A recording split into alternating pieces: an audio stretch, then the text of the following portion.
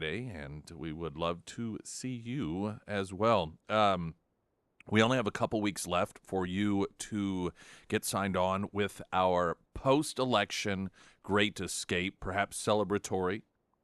The last Great Escape that we took the weekend after the election was in 2016, so perhaps we'll see a pattern here of a victory for the American people. So it was quite celebratory, and perhaps if all indications stay consistent, we could once again have a celebratory trip. It is to the Ryu Palace, an incredible resort. In fact, I don't know if I did not tell you this, but when we were at our Happy Hour Retro Metro, there's a couple there that they usually come to our happy hours when they're available. Okay. And I was telling them about, because they're one of these couples that we were going to do it eventually, and they're just conflicts with work and so forth come up.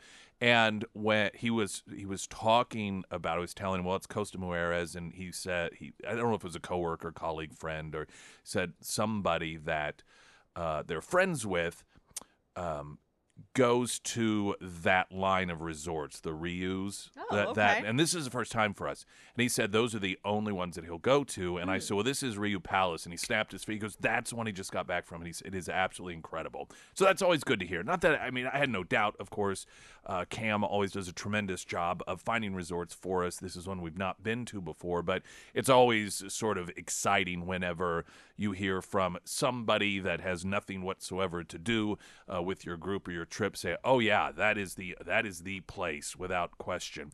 That is where we will be headed, and because it's going to be here before you know it. It will be. So the deadline for you to get signed up is just a couple weeks away, July 1st. That is it. To have it all said and done. So if you've been sitting on it, you've been waiting, you're thinking, oh, we've got time to do it. That time is dwindling very quickly. It's just over $1,800 a person for a garden view. That's a junior suite, all-inclusive, covers the airfare. We're talking about, I think, the 10th through the 16th are the dates, I believe. It's just an absolute incredible time. And one of the things about it, this is psychological, but still it works. Is because you pay for it up front. Once it gets here, you're not sitting there. You're not thinking, "Oh boy, here we got to write this check. We got to make this payment." It just seems like you're going on a free vacation, and the all-inclusive nature, where you don't have to have your wallet with you while you are out and about. You get up at a restaurant, you're done. You don't have to pay. You leave the bar after drinking as much as you want to. You don't have to pay because it's all included. Just a great time, but you need to go ahead and get it taken care of now because that July 1st deadline is going to pass very, very quickly. The details at ksgf.com under the Great Escape. You'll see on the big main ad there as it rotates every so many seconds or so. It will be one of those. Click and you'll get the contact information for Cam on how to get set up. And you may have some questions about it. Feel free, Cam, reach out to her and she'll get you all the answers for that.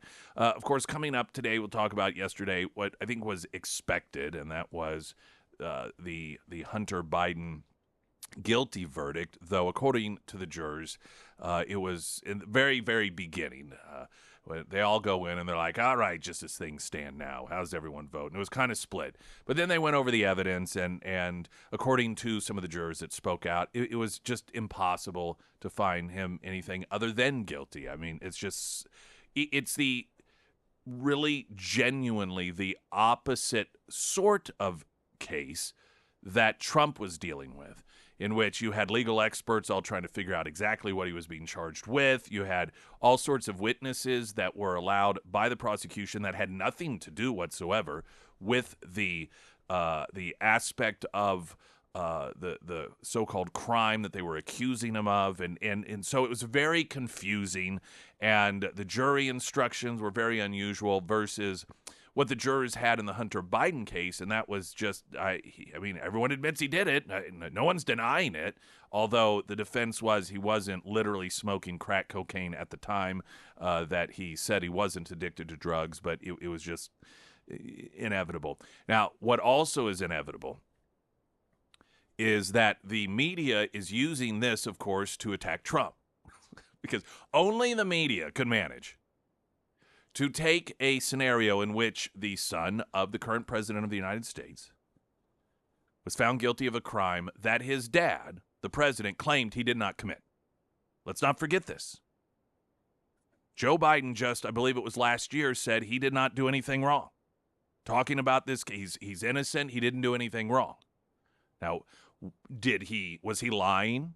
Was Hunter lying to him? It doesn't appear, as far as anyone's provided any evidence that, any information has changed. It's not as if, this form that he illegally falsified in terms of his drug use was not known whenever Joe Biden claimed that he was innocent and did not do anything wrong. And then it popped up and you're like, oh, well, now things have changed. All of this information has been out there. I mean, that's what the basis for the entire case. So what we're supposed to believe here is that the conviction of the son, which the father, President Biden, claimed was innocent, found guilty anyhow, that means that Donald Trump is bad. And this is bad for Donald Trump. Oh, it's very bad for Donald Trump because it proves that our justice system works. So that means that the conviction of Donald Trump was completely legitimate, 100%. I suppose this also means that we can eliminate, if you take the media's perspective on this, that the conviction of Hunter Biden proves that we have a flawless judicial system, we might as well just eliminate the need for appeals, right? There's no need for appeal in this country because the justice system works every single time. This is what we're being told, of course. And we will get to that just a little bit later, but I wanted to share with you a piece that has been written up by John Daniel Davidson coming up here after we get the latest news. And it is regarding what so many of us see, talk about, recognize as a dual justice system. We hear this quite often, dual justice system. And we hear the term hypocrisy. The hypocrisy of the left that imprisons grandmothers for praying outside abortion clinics. But if you are someone who self-identifies as a terrorist, you attack police officers and call for the death of American Jews, you don't even get arrested for that. I mean, so we see this and we go, this is the total hypocrisy. And the argument that John Daniel Davidson is making here is that it's not hypocrisy. It's actually worse than that. It's hierarchy. This is the left proactively, left Democrat Party proactively putting on notice, letting everyone know where you stand. We're the good guys. You're the bad guys. That's what this is all about. Left-wing activists, pro-Hamas, good guys. Grandmothers who pray for the unborn, bad guys. Protesters for Black Lives Matter and Antifa, good guys. Protesters for election integrity, bad guys. And this isn't, there's no pretense of a justice system that applies equally to everyone any longer. And they don't want you to believe that. There is, and I think that this is accurate, there's this misunderstanding that we have that, quote, these people don't even care anymore that we see what they're doing. I think they do care. They want us to know what they're doing. They want us to understand we are in charge and this is what we can do for you or to you, so you better comply. So I'll share that here in just a couple of moments. The Pyramid Roofing Company talk and text line is 447 KSGF. Weather in a moment. Right now, the latest news.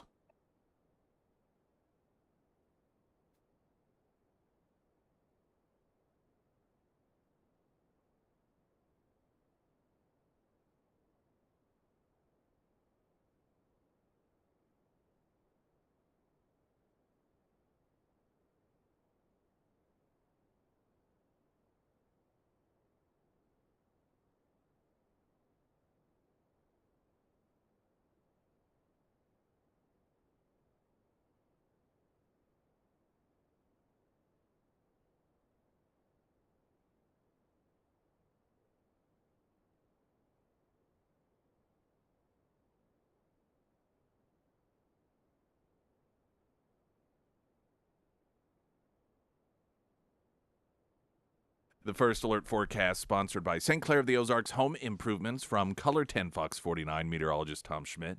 Sunny today, high near 86, 64 for an overnight low, 89 tomorrow. And we are, I believe this is the first heat index value that we will that we're talking about for the summer. 95 is what we're looking at there.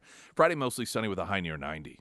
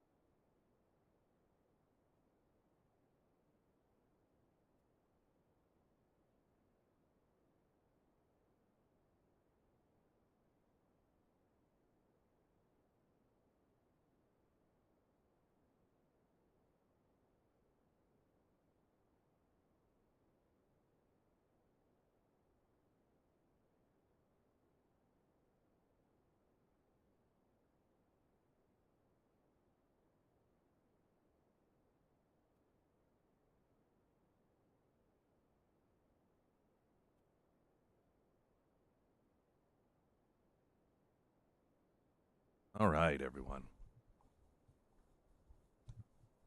Here is John Daniel Davidson's piece, and I think this is a reset of recognition as to what is going on, bringing it into a greater focus, motivation here. What motivates? And it's not hypocrisy, it's hierarchy. Over the weekend, thousands, I think there were around 9,000 estimate, of pro-Hamas protesters, many of them masked, some wearing green Hamas headbands, descended on Washington, D.C., surrounded the White House, amid chants calling for a victory of jihad or martyrdom. At one point, protesters with tents set up an encampment on the ellipse, while others defaced and vandalized historic statues, including the Andrew Jackson and Marquis de Lafayette statues in Lafayette Square.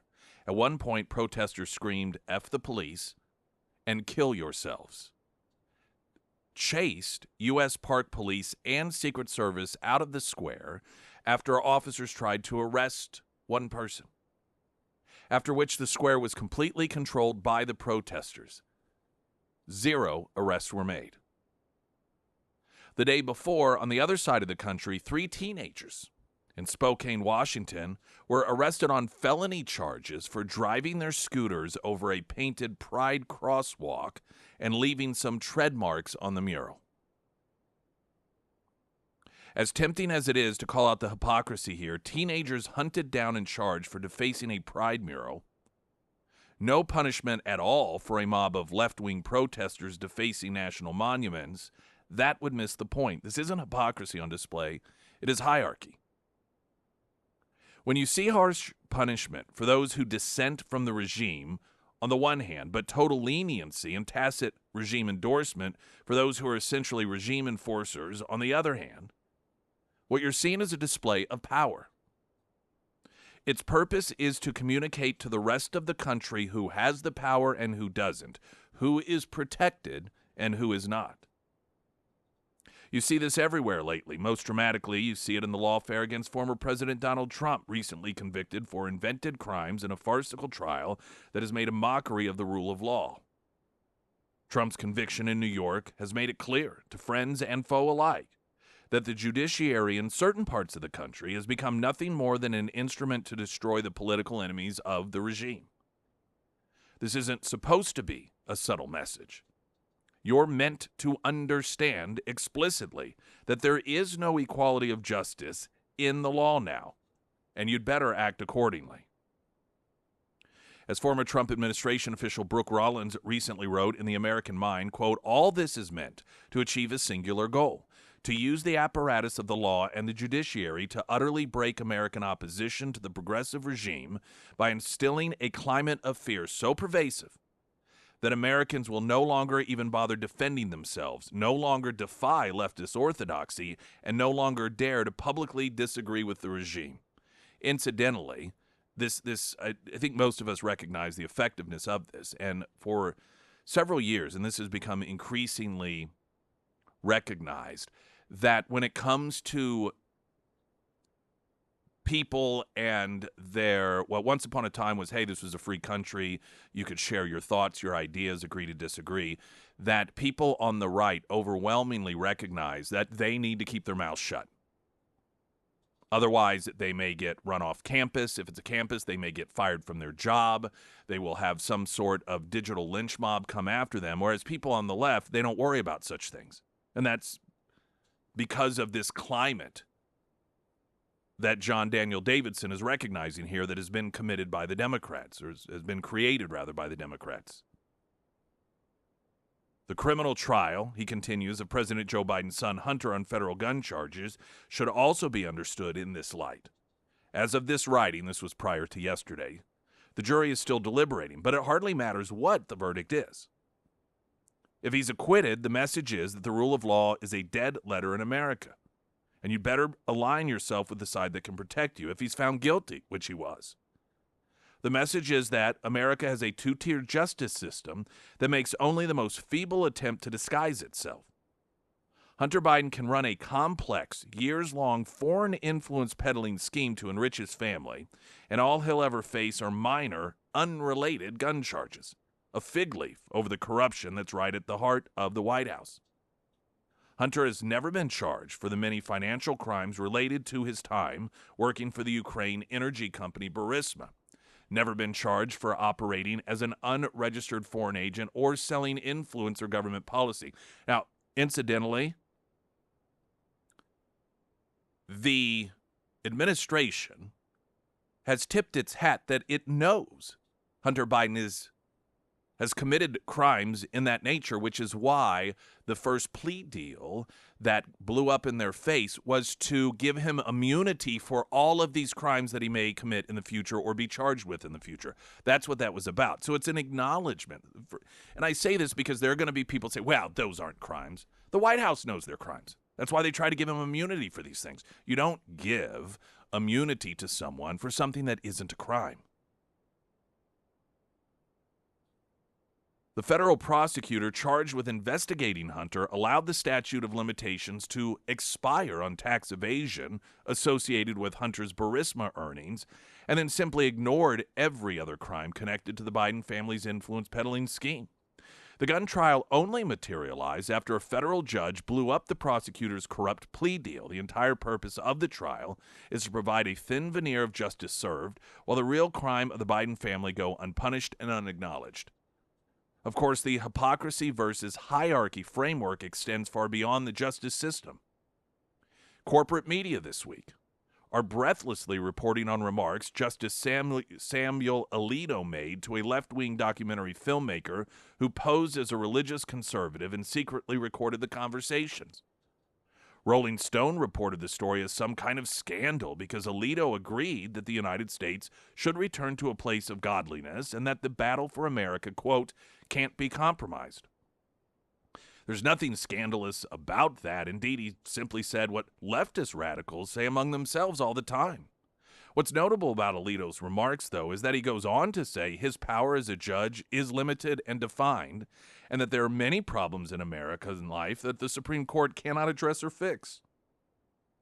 The substance of what Alito said isn't the point, though. The point is the timing of the hit piece, coming right before the end of the Supreme Court's current term and close on the heels of another fake outrage news cycle centered on Alito's wife flying a popular historic flag from the Revolutionary War outside their beach house.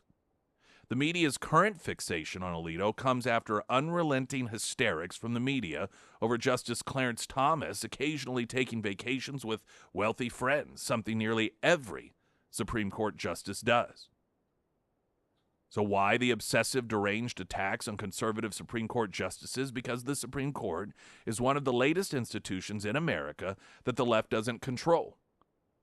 And it's standing in their way of their revolution, smearing and discrediting the conservative or constitutional justices, demanding they recuse themselves for made-up offenses as part of a longer-term strategy to delegitimize and ultimately destroy the court.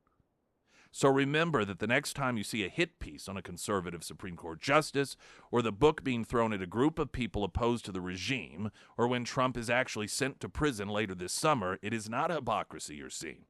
It's hierarchy. Even in the ruling, and this is, he doesn't give a litany of examples, but they are all over the place if you see them, all over. Whether it is the way that there's a recent piece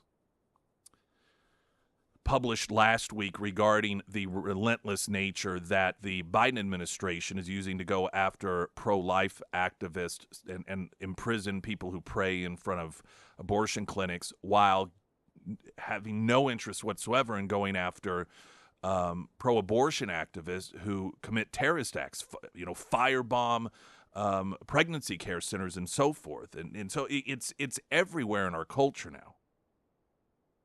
But most recently, when you listen to the commentary of the response that Joe Biden gave to Hunter being convicted, and that he respects the ruling, he respects our judicial system, and there was one MSNBC, one of the networks said, now, can you ever imagine Donald Trump saying something like that?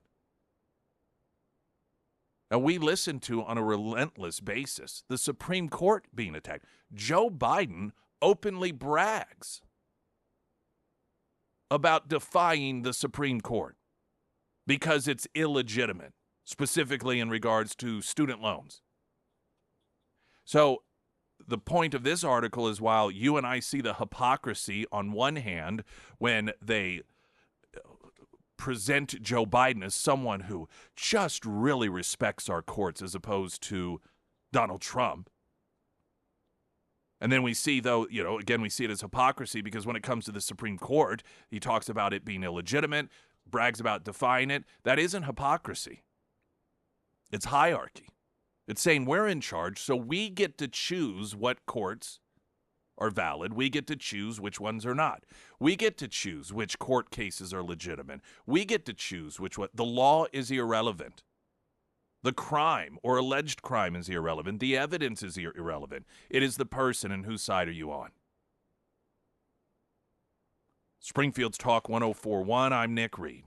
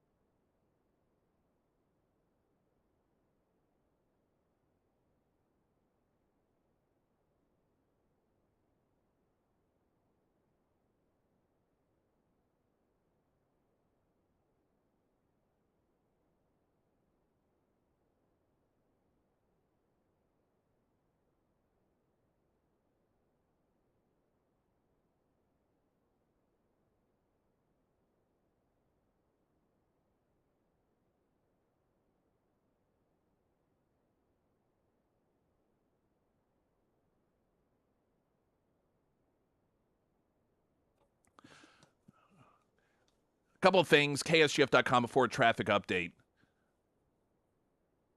Delta Roofing is sponsoring Care to Learn, one of our partners that we've got a number of partners that are sponsoring Care to Learn, serving over 100,000 students, 40 school districts across Missouri. The Care to Learn donation drive, details at ksgf.com. You could also register, perhaps just as important, to win tickets to see Pitbull, Mr. Worldwide, and a special guest, T-Pain. Saturday, September 21st, Thunder Ridge Nature Arena. That is all at ksgf.com. Also, while you're there, Great Escape deadline. The door closes July 1st. That is the last day. So get on it. Get yourself signed up so you can join us for our Great Escape. Oh, and I want to note this. There is an assumption, which I understand, that there is going to be another one in the spring. We've talked about, well, maybe we'll do 2 a year. We don't know. But that's not something we can guarantee. And so if you are thinking, oh, no, because we're just going to go in the spring, I can't guarantee that there will be one in the spring. There could be. It just there's a lot of different factors that depends on. I know that may put some of you in kind of a precarious position because you think, well, we want to go in the spring. I guess what you could always do is buy the insurance, and then we would know. I imagine we would have to know by time we would actually leave for the November Great Escape whether or not there was going to be one in the spring. And if you bought the insurance, then you could get your money back. But talk to Cam about that if that is an area of concern for you. But that deadline is coming up just a couple weeks away for the Great Escape post-election. Traffic update, I'm Nick Reed.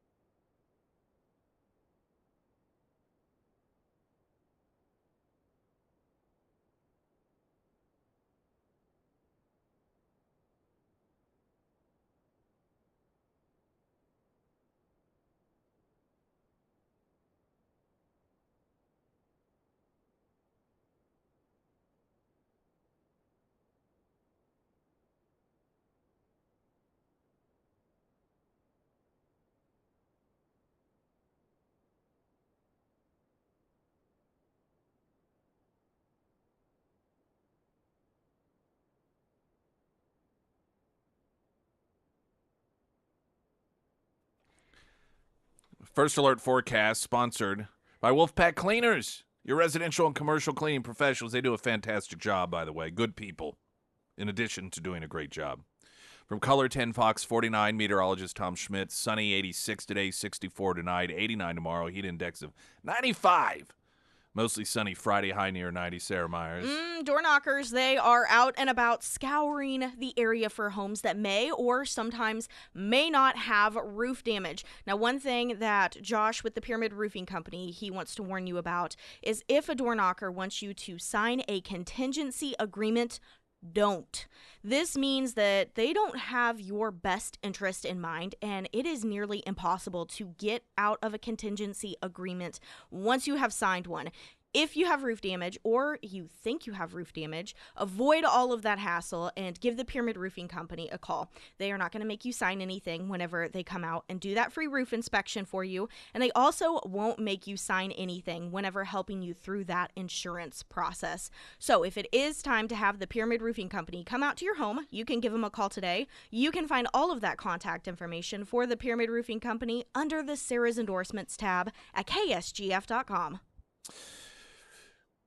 This, a bit of a follow-up story, if you will, on the discussion we were having regarding the system that we have in our country, and it's no longer one of equal justice, and it's not hypocrisy, it's hierarchy. The Democrats, they're not only not trying to hide it, they want you to know it. This is how they force people into compliance. If you protest as a left-winger, you'll have Kamala Harris raise money to get you out of jail. If you protest as a right-winger, you will be thrown in prison. You may sit in there for a year in solitary confinement without any trial whatsoever. And part of that is a media that is not only not sympathetic to you, but hostile towards you, painting you as an insurrectionist, even if all you did was walk in because police opened the doors and waved you in. Even literally put out the velvet ropes so you knew where to go.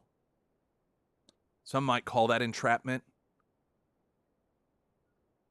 But this is very clear, the society we live in. And unfortunately, the way that this sort of tyranny comes about is because there is a segment of the population that just chooses that side, and not only are they okay with it, they love it. They love watching people. It gives them a thrill to watch people whom they have disagreements with on social media or just, in whatever venue, to see them really get nailed to the wall. Before we became that way as a country, we would see tyranny in other countries in which you'd see leaders, imprison political opposition like we're seeing here now. And as outsiders, I think that there was this belief that happened because you just had leaders that simply used brute force, and all of the citizens were too scared to do anything about it. But I think if we've learned anything through lawfare, is that that's not how it works. Unfortunately, the way that it works is that the tyrants have a large grouping of support. That's what we see in this country. I mean, I don't see any local elected Democrats or Democrat activists standing up against this sort of thing. They're all in with it. Attorney General Merrick Garland published an op-ed piece in the Washington Post essentially declaring, do not question the left. Don't question Democrats. Equating people who make bomb threats, which are crimes, to a person who questions our justice system.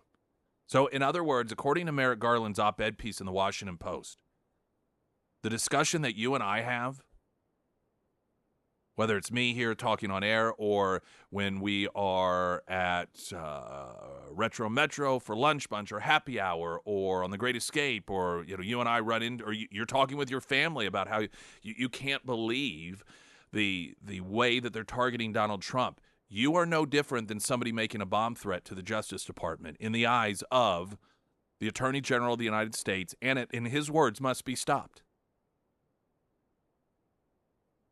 Claiming that those are attacks on our system. You are a danger to our country because you question them. And oftentimes it's not even questioning, it's just pointing out what is going on.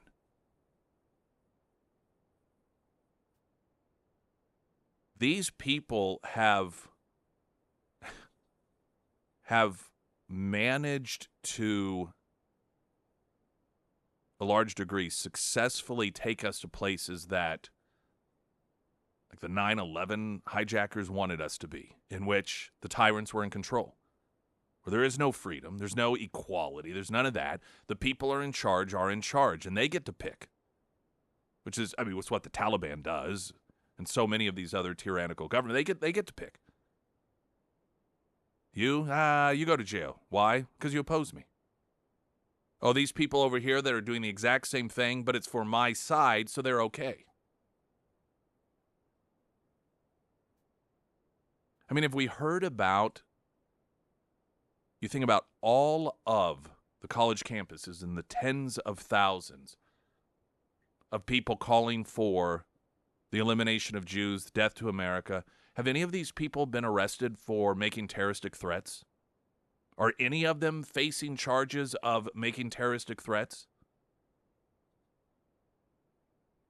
These are charges that are quite often used. Let's not forget, this administration used the Patriot Act to go after parents who showed up at school board meetings and made elected officials feel intimidated.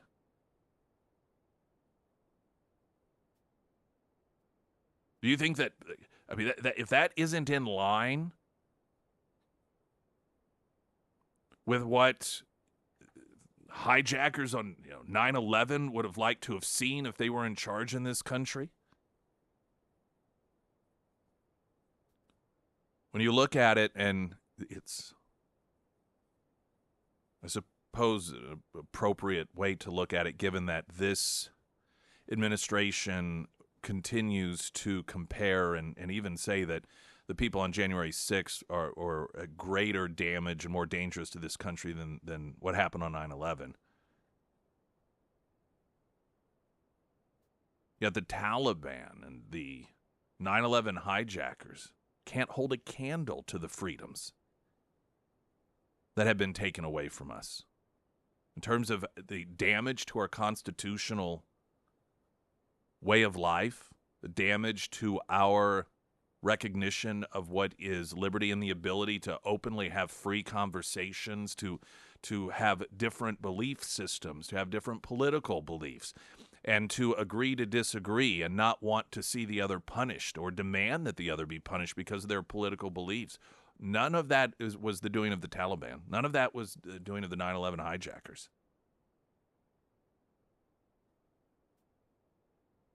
I guess if you want to circle it all back, I will once again remind you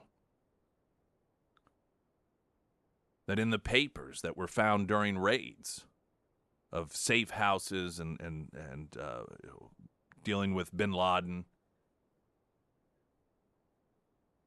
his plan to assassinate Obama and other officials specifically told those that were to carry out the plan, leave Joe Biden alone. We want him to be president. Believing that Biden would do to this country what they were not able to do on 9/11. That's profound. That's not made up stuff. You can, at the time, this was well before Joe Biden was expected to be president, the media wrote about this. Mainstream media. That's pretty profound. When you look at the one guy that bin Laden wanted to be president of this country because he felt he would do the damage that they were unable to do, that Biden would be able to destroy this country in ways that they weren't able to, and that's the guy who's president today.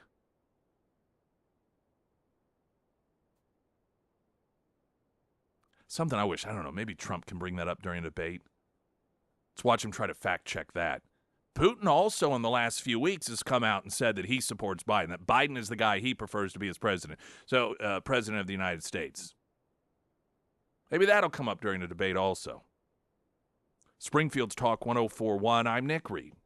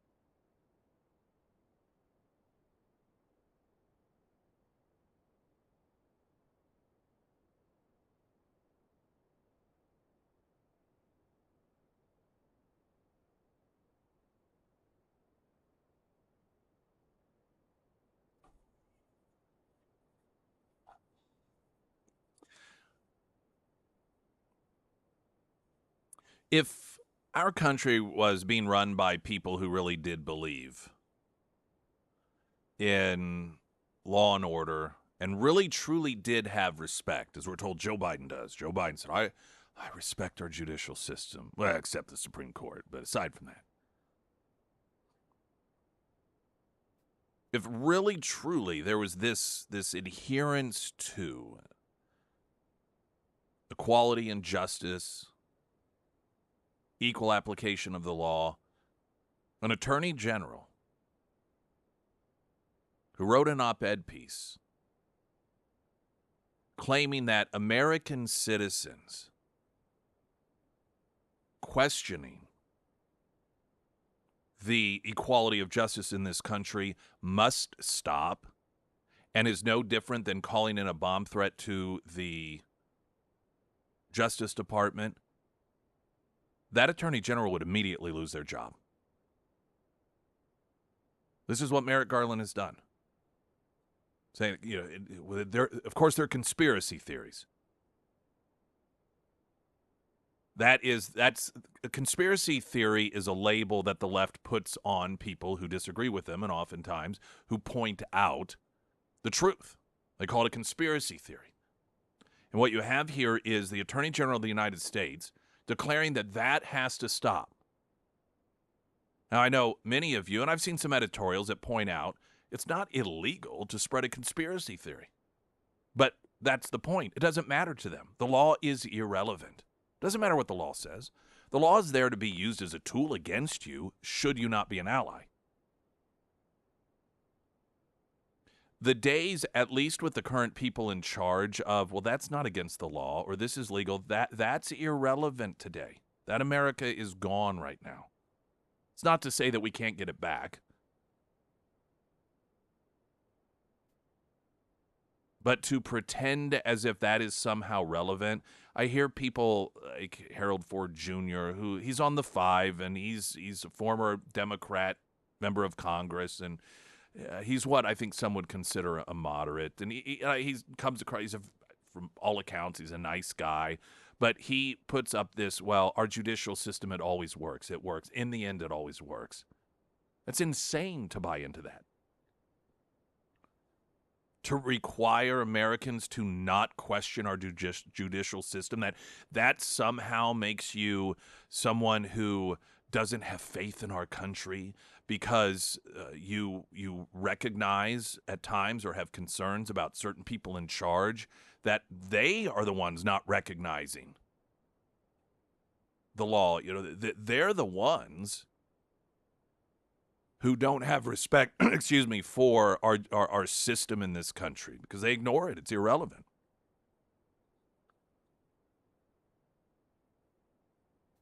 Why is it that Trump, why is it this administration, why is it this Department of Justice continually demands that Donald Trump be put under a gag order?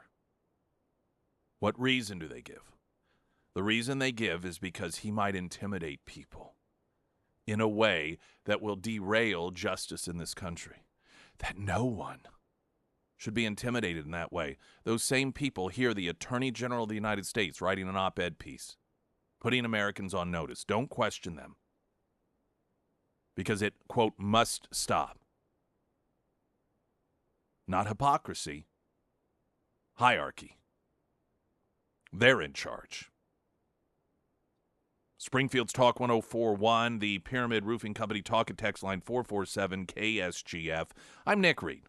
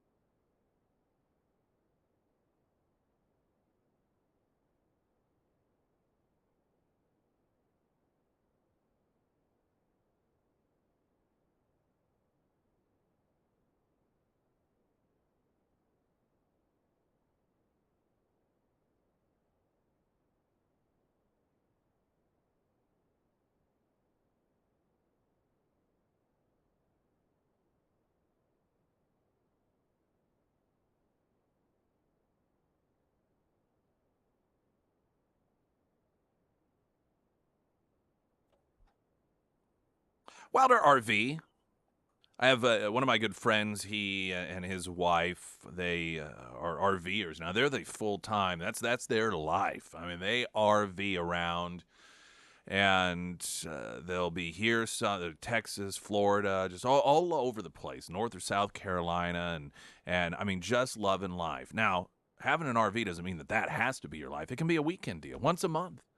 Or maybe it just sits out on your land, and when you need to get away from the family, you go out there and you have your own little fantasy world out there in which you're king of the castle. Whatever the reason, Wilder RV is your go-to place for that RV.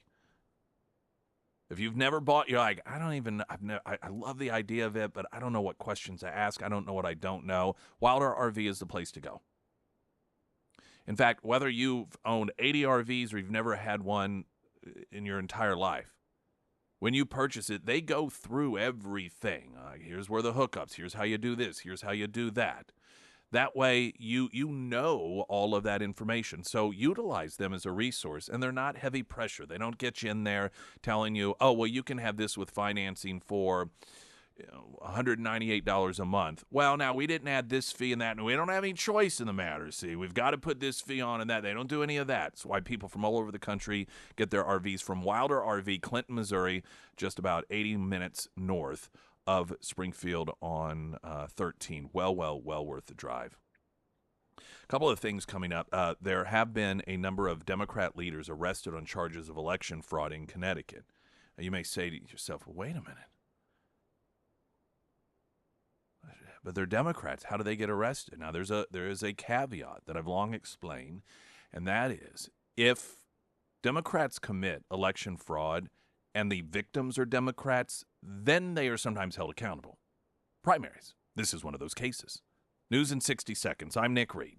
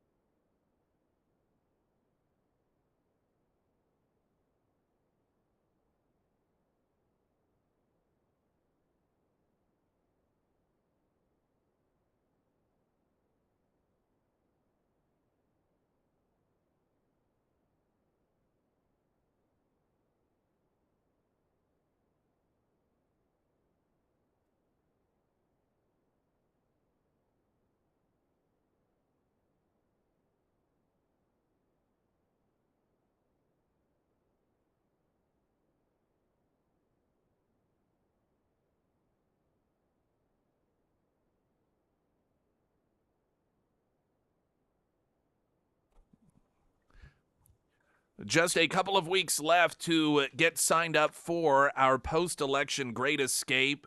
Rio Palace, Costa Mujeres, north of Cancun, incredible resort. Every so often when people talk about when I talk about Mexico, like, I don't know, they got some problems down there. I'm like, well, no more than Chicago or San Francisco or some St. Louis, for Pete's sake. But there's got to be, and I'm not. Listen, if I thought there were any grave concerns, I wouldn't go. There's got to be some sort of agreement between the government of Mexico and these resorts, because that is hands-off areas. You don't have stories whenever you hear about people being kidnapped or being kidnapped for ransom or people being murdered and found out and whatever. That's not resort stuff happening. Not that you don't have somebody that will, pop up in some mysterious death. I mean, those things happen. They happen on cruise ships. They happen on any resort in the United States. I mean, these things just sort of randomly happen. But in terms of the sort of gang violence you hear about, they keep that away from the resorts. And I suspect because there's a tremendous amount of revenue that Mexico gets from that. And, it's sort of, you hear these stories about in the cities, and I don't know if this still occurs or not, but how there were almost these sort of unspoken agreements between law enforcement and gangs and in prostitution and mafia at times where, listen, there's certain things, just don't do this, okay?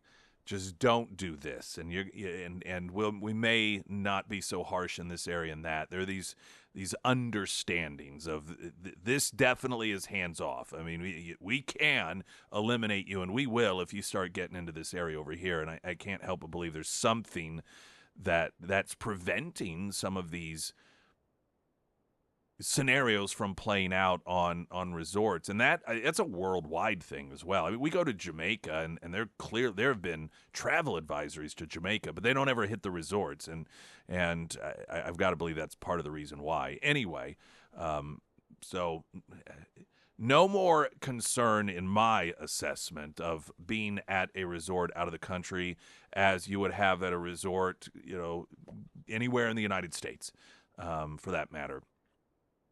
Couple weeks, July 1st is the deadline. So if you miss that window, then you miss out, and you got to have your reservations by that time. It's an incredible experience, and for the cost of not just the trip, which is just over $1,800 a person for a junior suite garden view. It's a little bit more if you want your own little private pool off your little patio there. But the fact that it's all taken care of, everything is planned out. When I say planned out, I mean the getting there and the getting back. Once you get there, I should note this because I've been asked this question. I was just asked it recently, in fact. Like, is there when you get there, there's certain things every day that you have to do with the group? No, you don't have to do anything at all with the group, other than be on the same plane and the same bus to the resort and then back. I mean, that's really it. But we do try to daily have at least one thing going on so that if you are wanting to find everyone, then you can do so. One of those is 3 days. It's doing the show, which anyone who comes along is more than welcome to come on. If you want to come on the show, talk about your thoughts, talk about whatever it is you want to. It's a fun vacation, so you can be part of the show as we broadcast. And then we usually have on the other, like a catamaran excursion. But again, you can do your own thing 100%. It's a great time because it fulfills the needs of both types of people. Those who want to be by themselves the whole time and those who love hanging out with other people the whole time. So there will be something there to satisfy you. Don't miss out on this one. I suspect it's going to be really, really exciting. Of course, we could be watching election returns, though it will be 6 days from the election, 5-6 days from the election. Who knows what's going to happen, but we'll be together. KSGF.com. The front page there with the rotating tile ad. I believe the second one is the Great Escape. Click on it to get all of your information. Coming up, Democrat leaders arrested on charges of election fraud in Connecticut. You may think finally held accountable. Democrats do get held accountable more than you think when it comes to committing election fraud. The key here is it always occurs when the victim is also a Democrat. That's when it occurs. When a Republican is the victim, then the Republican is just an election denier. When the Democrat is a victim, as long as they have allies in the prosecutor's office, then the other Democrat in the primary who committed election fraud faces prison time. And this is another one of those examples. We've got that coming up, weather as well, now the latest news.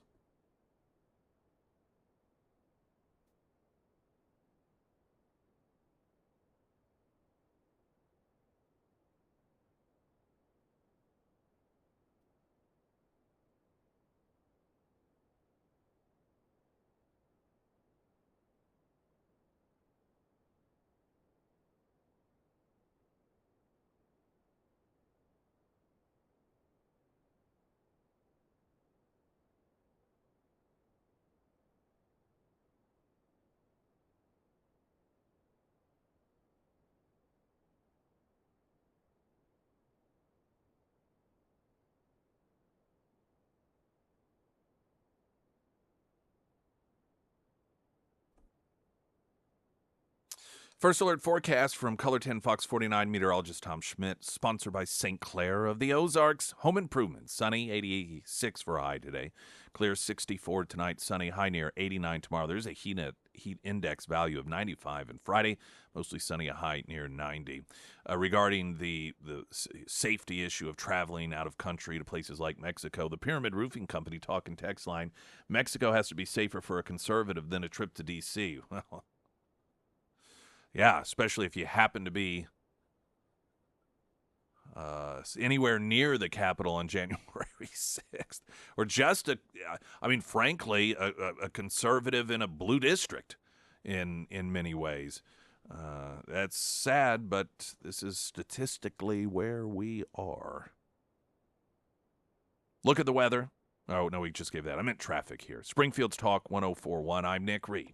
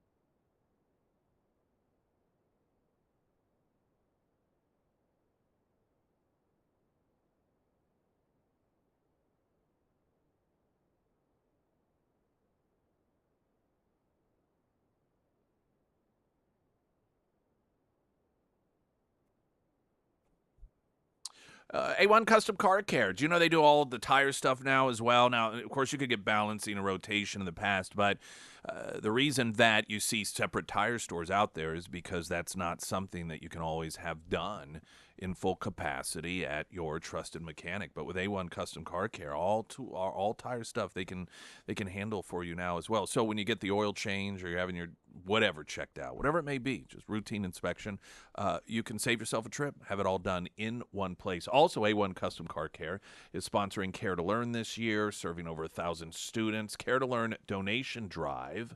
You can learn more information about that, sponsored by A1 Custom Car Care at ksgf.com. Democrat leader is arrested on charges of election fraud in Connecticut. If if you ever read a headline or a story, and it's generally going to be local, though this is Washington Examiner, and it involves a Democrat being elected or arrested for election fraud, I can all but guarantee you it's because the victim was also a Democrat, never a Republican. Because there's no such thing as a Republican victim of voter fraud. There are insurrectionists and election deniers. That's what you are. If you are a Republican victim of voter fraud, you are an election denier. But if you are a Democrat who is a victim of election fraud, then you are a victim of election fraud. 2 Democratic city officials and 2 Democratic campaign workers from Bridgeport, Connecticut have been arrested and charged for election fraud. Wanda Geter Pataky, deputy head of the city's Democratic Town Committee, City Councilman Alfredo Castillo, Nilsa Heredia, and a campaigner for Mayor Joe Ganim, and Josephine Edmonds, a supporter for State Senator Marilyn Moore, have been charged due to their misuse of absentee ballots during the 2019 mayoral primary race.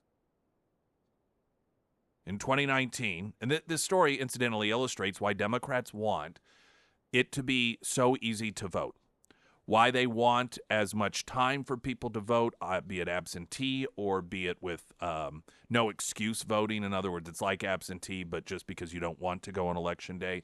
This story here illustrates how the Democrats use that loose system in order to commit voter fraud. In 2019, Ganim won his primary bid against Moore by 270 absentee votes. Moore prompted a trial challenging the election results. The 5-week trial included testimony from voters who said that Ganim campaign workers picked up their completed absentee ballots, which is a violation of state law. Yeah, so what? Through their testimonies, it was revealed that ballot applications were improperly distributed and mailed out with address correction. Superior Court Judge Barry Stevens ruled that there was not enough evidence to overturn the election results, despite clear evidence that some level of fraud had occurred with the handling of absentee ballots. 5 days after the trial, Ganim won his re-election bid for mayor in the general election. Sometimes cheating does pay. Following these allegations, the Office of the Secretary of State sent a letter of referral to the State Election Enforcement Commission, which then opened a civil investigation. The SEEC voted that there was evidence of criminal conduct and referred the case to the Division of Criminal Justice on June 7th of 2023. The statewide prosecution bureau within the Office of the Chief State Attorney moved forward with the referral. Geter Pataky is accused of failing to sign as an assessor on an absentee ballot application that she had filled out on behalf of a prospective voter, and misrepresenting eligibility requirements for voting by absentee ballot when she reportedly told a citizen not to vote in person, that she would pick up the citizen's absentee ballot for the person. Heredia is also accused of misrepresenting eligibility requirements for voting by absentee ballot. She had instructed voters on which candidate to select on the absentee ballots and admitted to not submitting an absentee ballot distribution list to the City of Bridgeport's clerk's office. Castillo is accused of failing to maintain an absentee ballot distribution list, misrepresenting eligibility requirements for voting by absentee ballot, and failing to sign as an assessor, or as an assister rather, on an absentee ballot application in August of 2019. Edmonds, for his part, is accused of being present when 4 voters filled out their absentee ballots and took possession of them when she left their home. She's also accused of failing to maintain an absentee ballot distribution list and tampering. All 4 defendants have been released from custody with the expectation of returning to court on June 24th. And now, so a couple of points on this story. 1, voter fraud does exist. 2, the only time anyone's held accountable is if the Democrat is a victim. And 3, an illustration as to why it is that Democrats love to expand the amount of time you can vote, the forms in which you can vote, because this is how they operate. And incidentally, this is nothing new. This is how they have operated for some time.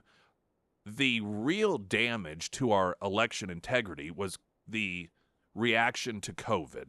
by lawmakers, some of which were Republican and did not want to be accused of killing grandma because you forced her to stand in line in order to exercise her right to vote, and because she had to stand in line, she got COVID and died. And so they, in order to not be accused of such horrendous crimes against humanity, went along with drop boxes, expanded absentee voting, early voting, which is something we don't have drop boxes here, but we do have early voting. So the left got that out of or has gotten that out of Missouri. That may have even been pre-COVID, I forget. But this is why the left does everything they can in order to get these allowances put into place, because they can more easily cheat.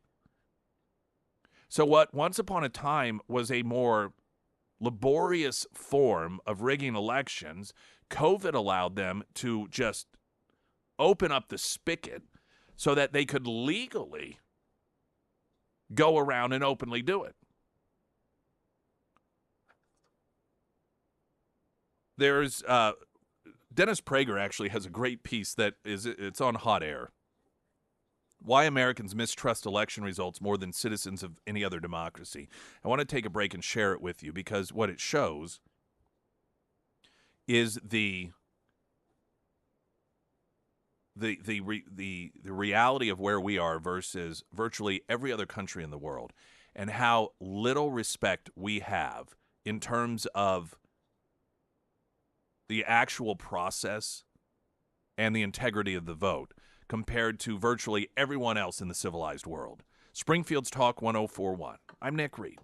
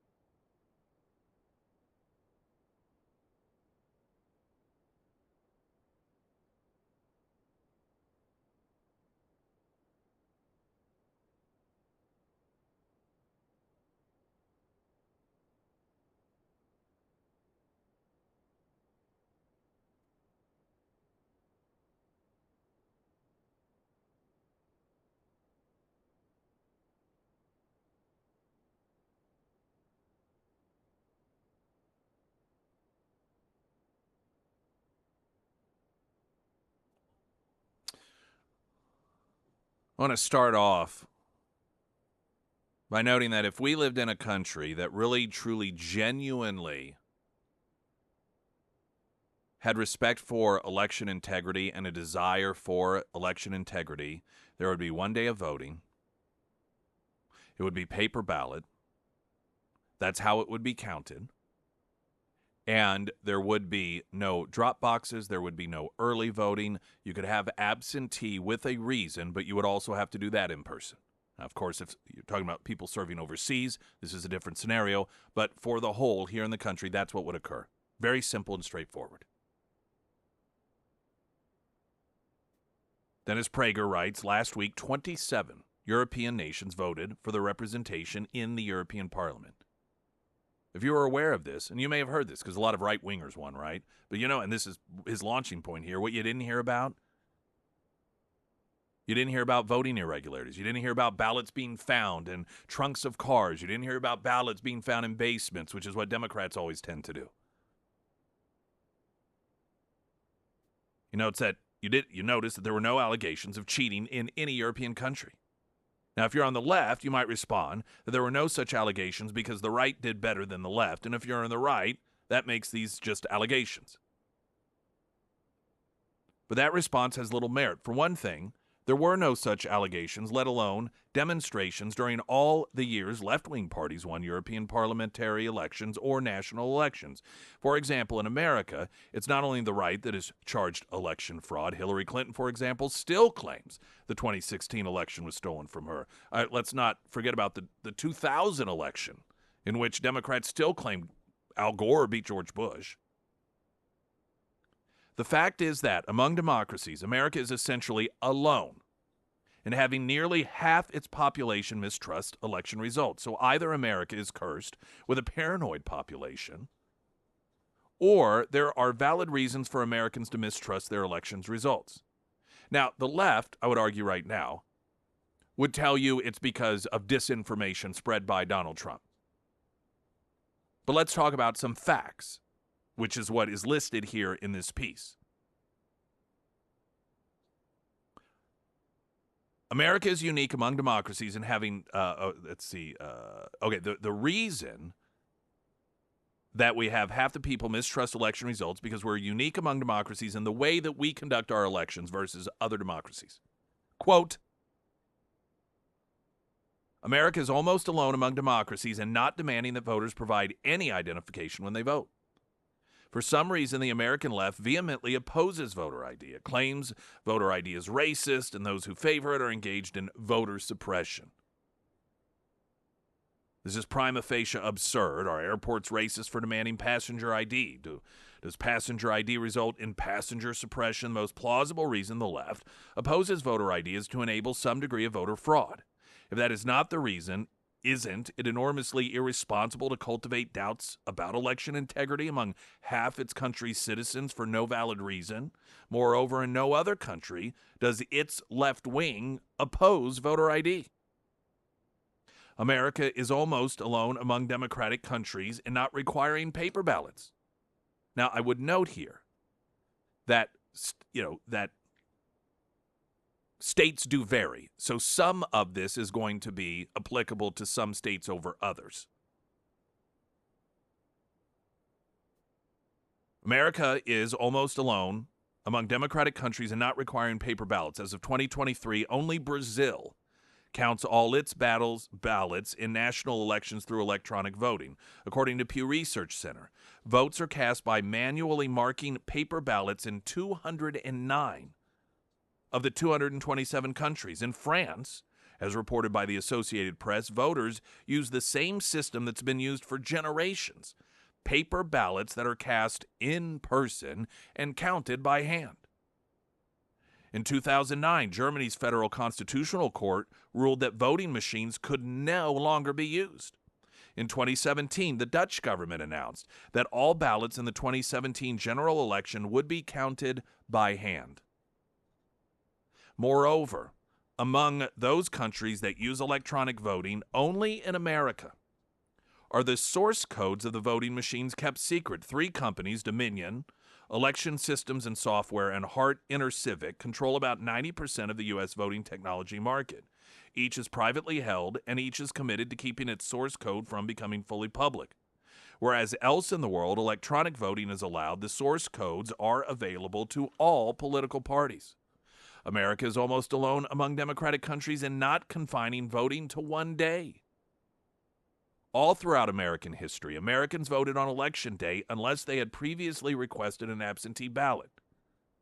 The left has obliterated Election Day. We now have Election Month, and it's even more than that in some states. Various American states are alone among democratic countries in mailing ballots to all of their citizens, that is, even to those who never even request a ballot be sent to them.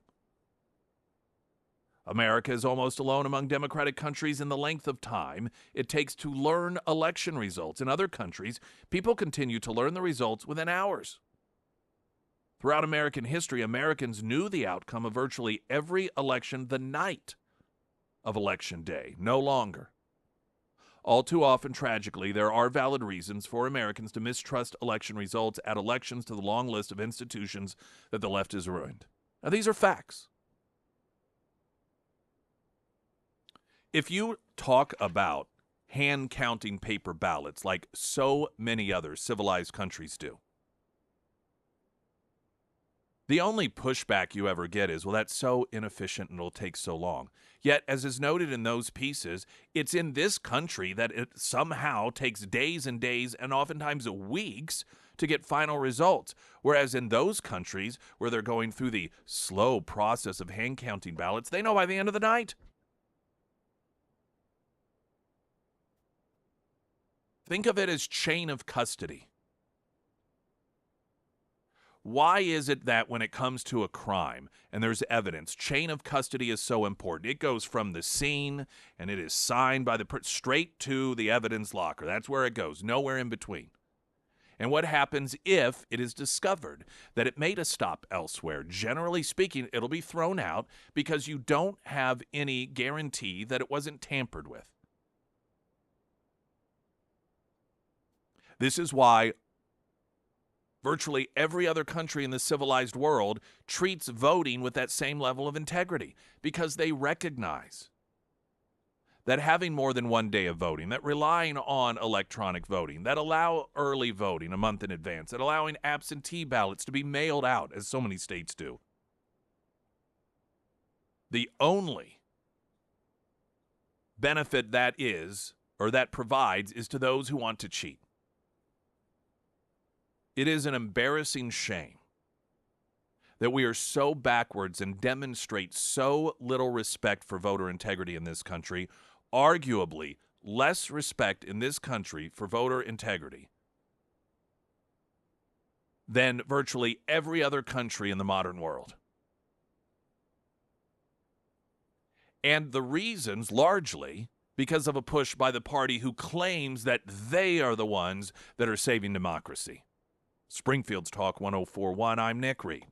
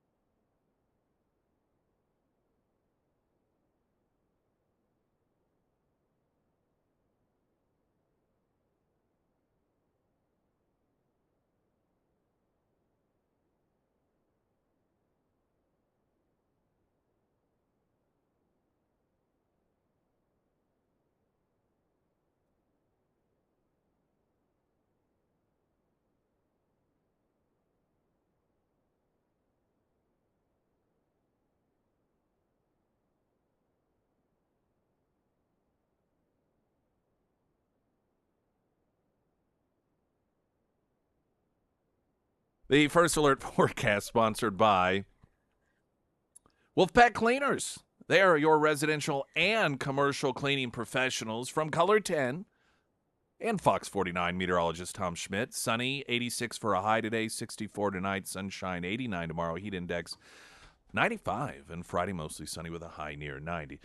Regarding the issue of voter fraud and with the ease in which it can be committed in this country because of the loose rules, early voting, ballot boxes, absentee, in the form that it's utilized, and how the reason that we have such little faith in this country in our election process versus other countries is because other countries don't do that.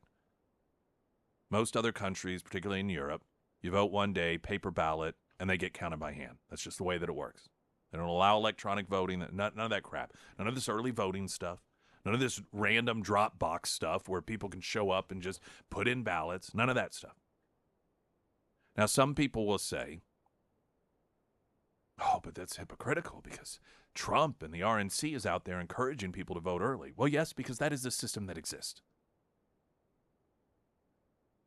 That does not make it hypocritical to recognize the reality. And this is the corner that the left would love, to try and use the desire of election integrity in order to get Republicans to essentially surrender every election by not participating in the game.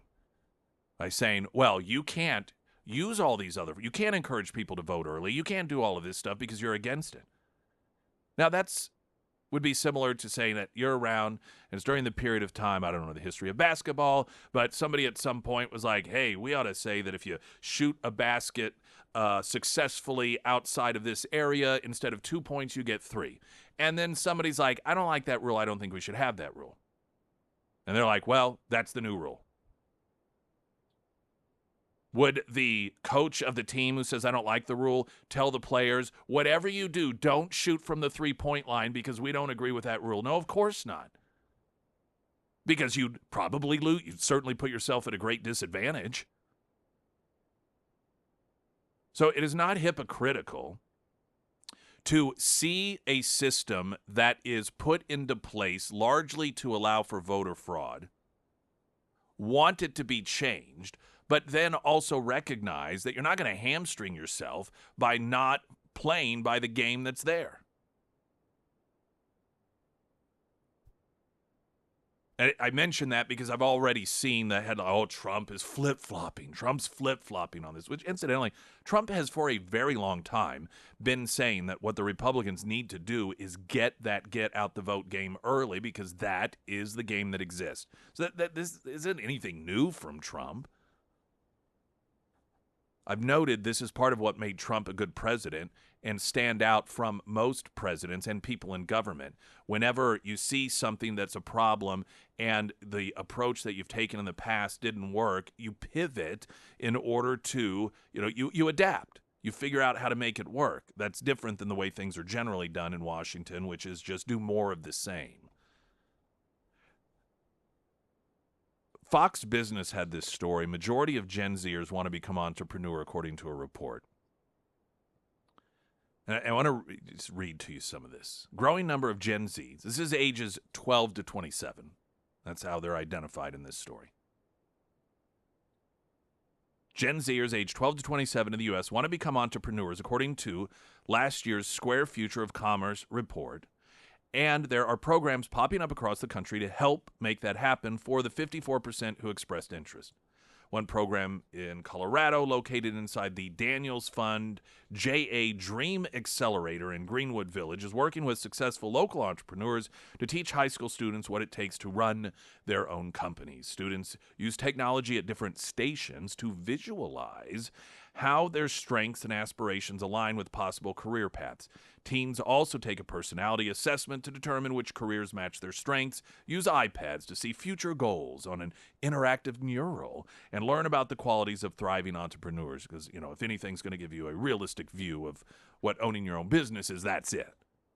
By the end of the 6-session program, students have a better idea of what steps they need to take in order to achieve their career dreams. Some high school students said they aspire to become their own boss one day because it gives them more flexibility, independence, and opportunities to be creative than traditional 9-to-5 jobs. Now, by the way, as I read this to you, a number of you who are familiar with being business owners or the concept of it are going to be screaming certain things in your head out loud. And I will get to that in a moment after I finish reading this story. I hear you snickering. Yes. Yes. Because apparently bosses don't work. Yeah. High school senior Connor Turba said, I can be my own boss and work on my own hours. Oh. Okay. High school freshman Corey Price said, I don't want to be stuck at work. I want to have a family and I want to spend a lot of time at work, go and travel. That's why this student wants to be a business owner. Some students also said they think starting their own business could be a great way to reach financial freedom in today's economy. Entrepreneur Matt Morse, founder of Ad Agency, Wife Creative, volunteered at the Junior Achievement Rocky Mountain Dream Accelerator as a mentor for high school students. Quote, I was able to answer a lot of questions I wish I could have had answered for me. Morse said he started his Denver-based company when he was 25 years old. 3 years later, he said his team helps clients with everything from video production to graphic design. Quote, as I grabbed a couple of jobs out of college, I realized pretty quickly there's a lot of freedom that comes with being an entrepreneur. But more than that, there's a lot of opportunity to act on these things that you are passionate about. Carrie Rispy, a business and marketing teacher at a high school in Colorado, and her students enjoy, that's just description of a photo. So teen learns about the value of an entrepreneur mindset.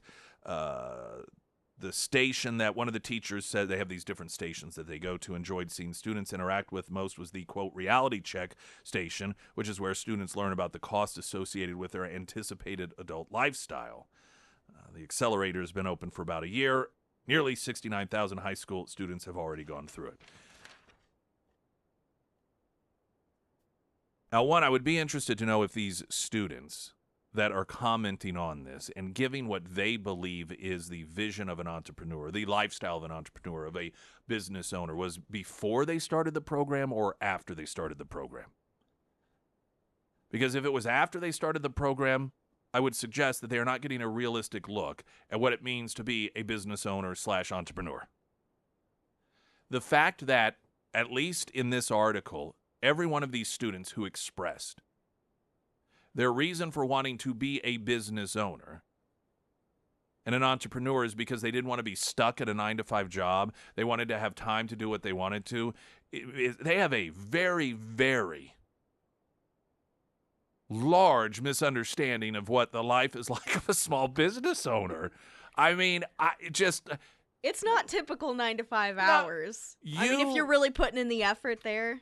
Generally speaking, now there are going to, of course, be exceptions. Right. Generally speaking, if you have you're an entrepreneur, and I mean, I can't even tell you how many people I know that are small business owners. They work more hours than anyone else. Yeah. There is, in fact, this is what every one of those courses should open with. And that is, there's a common saying amongst business owners, and that is, I don't own the business owns me. And that is because you are never not working. Even when you are away, if something goes wrong, you are the one who gets the call. You are the one who has to take care of it.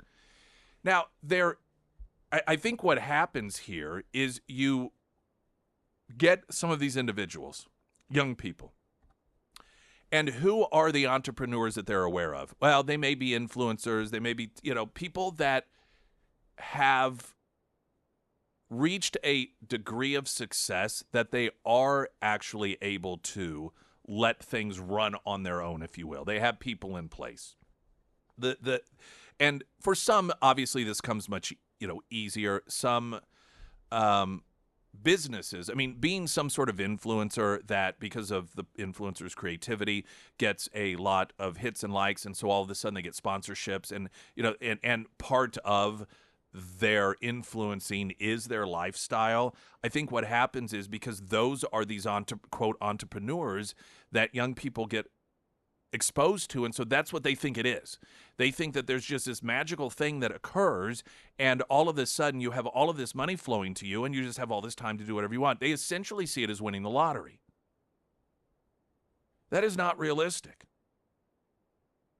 And frankly, I'm not sure what the percentages are, but I would venture to say a vast majority of people who are entrepreneurs never reach that level.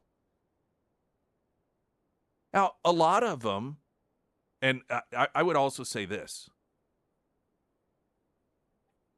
most successful entrepreneurs are most successful were not entrepreneurs simply because they wanted to not have a traditional 9-to-5 job, and they thought that this was the key to being able to travel and do whatever you wanted. It's because they embarked on something they had a passion for. You look at like an Elon Musk or Richard Branson, or I mean, these people. You see the stories about Elon Musk is a perfect example of this.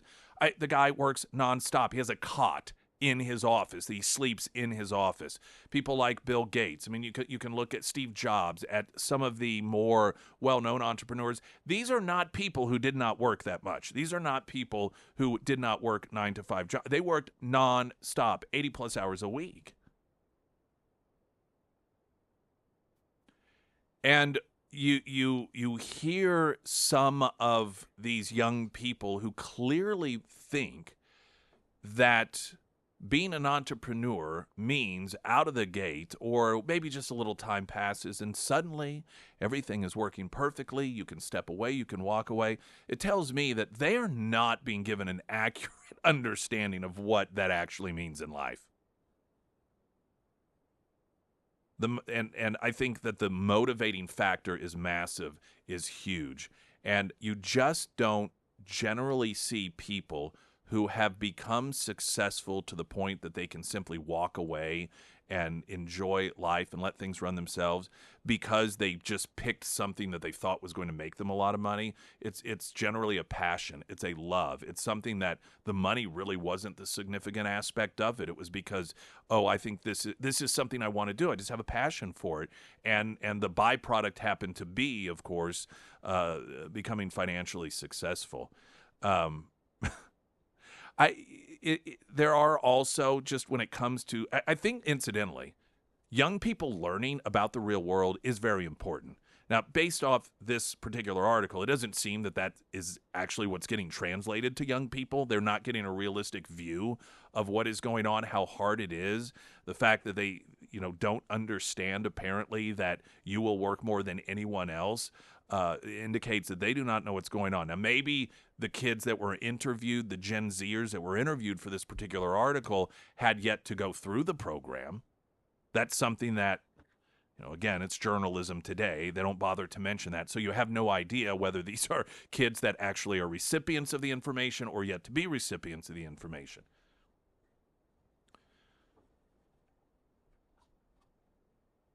The classroom is all around us already, and that's real entrepreneurs, real businesses.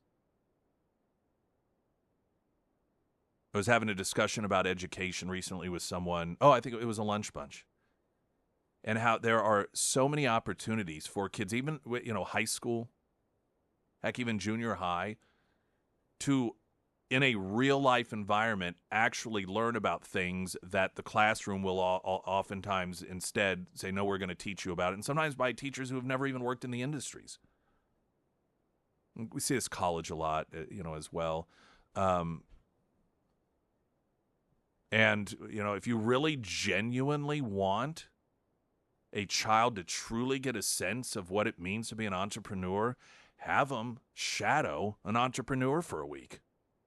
Instead of setting up little stations that they go to and enter information about themselves and then do a Q&A with an entrepreneur. And no, that's not giving you a very accurate description. Let them see. Let them sit in on a meeting with the accountant around tax time. let them shadow an entrepreneur when some new government entity comes in because of some regulation that they heard they weren't in compliance with, in which they already were told by another government entity that they were in compliance with it. And then having to, and then finding out, oh, by the way, we have to take more taxes, pay more taxes and see what the numbers look like. See, that means that this company has, $500,000 less dollars to spend on employees. So who are we going to cut?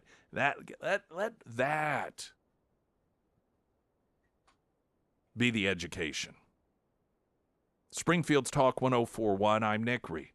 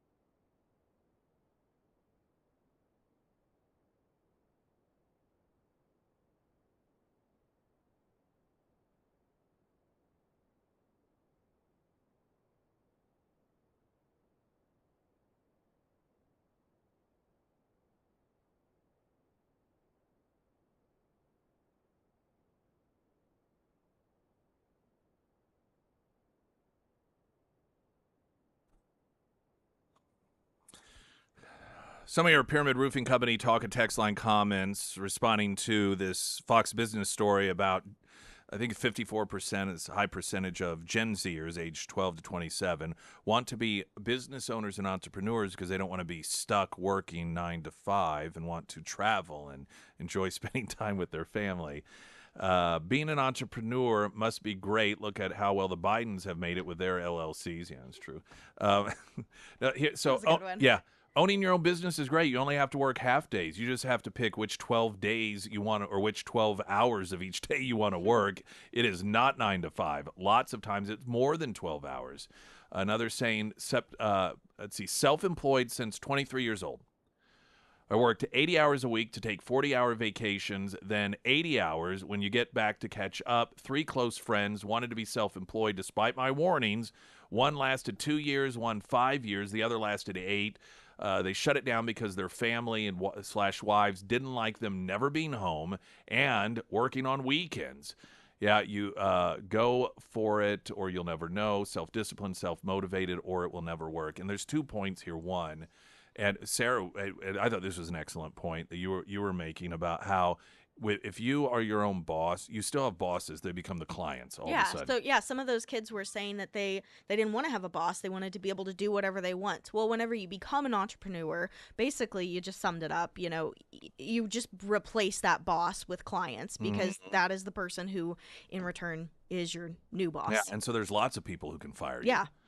I've always also said, because that's sort of, you can be your own boss. And a lot of times with direct marketing, network marketing companies, and that's a big allure. Oh, I'll get to be my own boss. Not everyone is a good. Most people are not good bosses. Yeah, you have to manage your Yeah, time. most people are not good bosses, and that's the reason. Network marketing companies they get a bad rap because they have such a high rate of people that like, well, it didn't work. Well, that's because you were not a good boss. Because when you actually have a boss at work that tells you you have to come in at this time, you have to do these things, and you get a paycheck for doing it, regardless of your work output. But they can also fire you. Well, that's different than when you wake up in the morning and you're at home and you are your own self motivator. And that's why if being your own boss is not an easy thing. It's hard enough being boss of other people but most people are just not good bosses. They're not made for it, particularly when it comes to themselves. So this unrealistic view that some people have, I just love.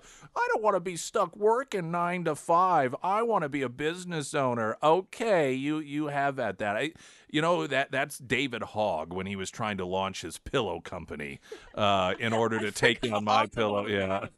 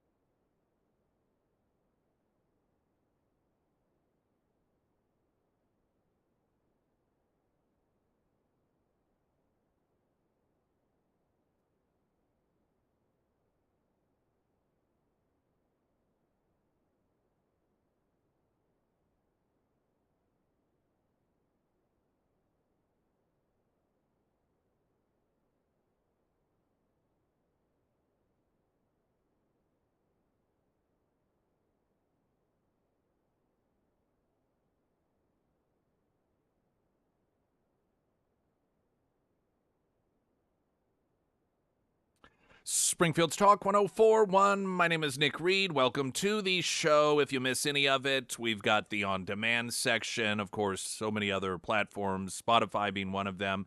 We are also visually available to you via YouTube. That's sponsored by Springfield Wraps. Emily Johnson, House Theory Realty. Having Emily with House Theory Realty represent us was a wonderful experience. She's incredibly professional. Thorough. Her communication with us was superb. I'm sure she works with many clients at once, but she had that way of making my husband and I feel like we were her top clients. Her advice and support helping us really narrow down our search area and home needs was invaluable. She was polite, available, friendly, very knowledgeable, always seemed to ask the great questions. I didn't think this is the real estate agent you want on your side. I look forward to working with Emily again in the future should our home needs change. You know, it's funny because most people, and perhaps you've been through this before, by the time you get into the house, the process has been so excruciating, and so you're just like, you don't even enjoy it. It can be that way, and you think to yourself, I'm never doing that again. But that's not what you hear from people who used Emily Johnson. The experience itself was a pleasure. And that's the way it should be, because that day you get those keys or you hand over the keys should be a fantastic day. Not one that you feel as if you just crawled through broken glass for 30 days of nothing but stress and sleepless nights with your stomach tied in knots because what if this and what if that. And that's not to say that there won't be problems arise with Emily Johnson, but she helps navigate through it in ways that no other can. And that's why she gets those consistent reviews and why I recommend her for any of your home buying or selling needs. Emily Johnson, House Theory Realty. If you happen to forget that information when you need her, or you know someone who does, just go to ksgf.com under Nick's endorsements, and you can find it there. Also at ksgf.com, your chance to win tickets to see Pitbull in the Ozarks this summer. Mr. Worldwide and his special guest T-Pain, Saturday, September 21st, Thunder Ridge Nature Arena. All the details, and again, your chance to get registered for tickets at ksgf.com. Also, IHOP is one of our partner sponsors for Care to Learn this season, serving over 100,000 students, 40 school districts. The Care to Learn donation page you can find at ksgf.com, sponsored by IHOP.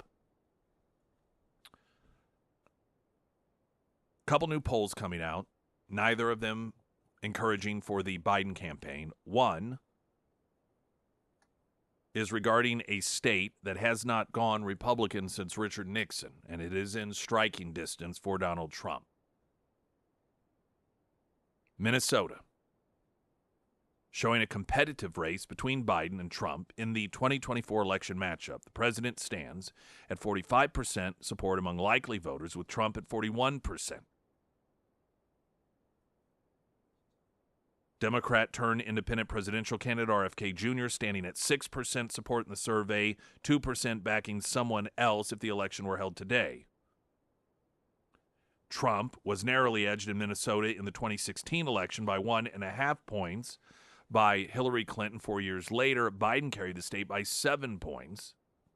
Trump predicted last month, quote, "We're going to win the state." The poll pointed to a significant enthusiasm gap, with 63% of Trump supporters saying that they're very enthusiastic about casting a ballot for their candidate, compared to 31% of voters that back Biden. 800 registered voters were surveyed. The sampling error was plus or minus 3.4 percentage points, so it is almost statistically tied with a 4-point difference between the two in Minnesota. Again, that Richard Nixon was the last Republican to win that state. 7 crucial swing states deciding the 2020 election: Arizona, Georgia, Michigan, Nevada, Pennsylvania, Wisconsin, which were narrowly won by Biden. North Carolina, which Trump carried by a razor-thin margin, will likely once again be instrumental, of course, in the deciding of this presidential race. In all of these states, Trump is either beating by a very healthy margin or statistically tied with Biden. So all things continue to look positive for Trump. This is, if you look back a year ago, the opposite of what we were told was going to happen. Remember, we were told that the reason that Democrats were going after Trump was to trick Republicans into making Trump the nominee because he was the only one that Biden could beat. It would be a shellacking. Well, that's not exactly the way things appear today, though they could change. And one could still argue that was ultimately the plan of Democrats. It just tremendously backfired. I would argue whatever the reason for it has backfired. Whatever the reason. I don't see any scenario in which you could argue, no, this is exactly where they want things right now. This is exactly where they want them. By the way, the Senate is a tremendous uphill battle for the Democrats to maintain control there. They are defending twice as many seats as Republicans, and the vast majority of these Republican seats are safe. The only two that are even considered to be potentially toss-ups but lean Republican are Texas and Florida, and I don't suspect anyone really believes that either of those states are going to flip over, while the Democrats are facing the opposite problem. And while they are safe in some of those Senate seats, there are many of them which Trump is doing very well, and you can tell that by the way those Democrats are campaigning. You know, they're the moderates, they're the reasonable ones. It's the same thing that Democrats always say when they run in a general election in a state that is not hardcore blue. They pretend as if they're reach across the aisle kind of person towards Republicans and want compromise and common sense, but then once they get in there, we see otherwise. Another poll that was released today, this time a Marist poll, shows again eroding support for Biden when it comes to the black voter. These numbers showing that, let's see the numbers here. Marist poll today, Biden had 92% of the black vote last time around. Only 7% went to Trump. The new survey found that significantly fewer black voters are planning to vote for Biden in November, plummeting to 68%, while 23% say that they're backing Trump. And I know many of you know this, but you think, well, that's still a big lead, but that is a tremendous loss. When you go from 92% down to 68%, and it's not just Biden losing those votes, but it's Trump gaining them. So not only does Biden lose the massive percentage of black voters there, but you have Trump increasing his from 7 to 23%, if these numbers hold steady, of course. There is apparently a new approach that Democrats are going to attempt to take, and this is being tested by Pennsylvania Governor Josh Shapiro, some celebrities. I saw an article that said Mia Farrow is picked up the talking point here, and it is that Donald Trump badmouths America, and the Democrats are the party that love this country tried and true and is proud of it. They're the ones who are proud of America. They're proud of what has made America what it is. And Donald Trump just trashes on America. He hates it. I kid you not. This is good. This is their new approach. Now, I'll explain what their thinking is, but it's not going to work. I mean, it's just as laughable as their claims that, you know, under Biden, the border is more secure than ever. First, the latest news.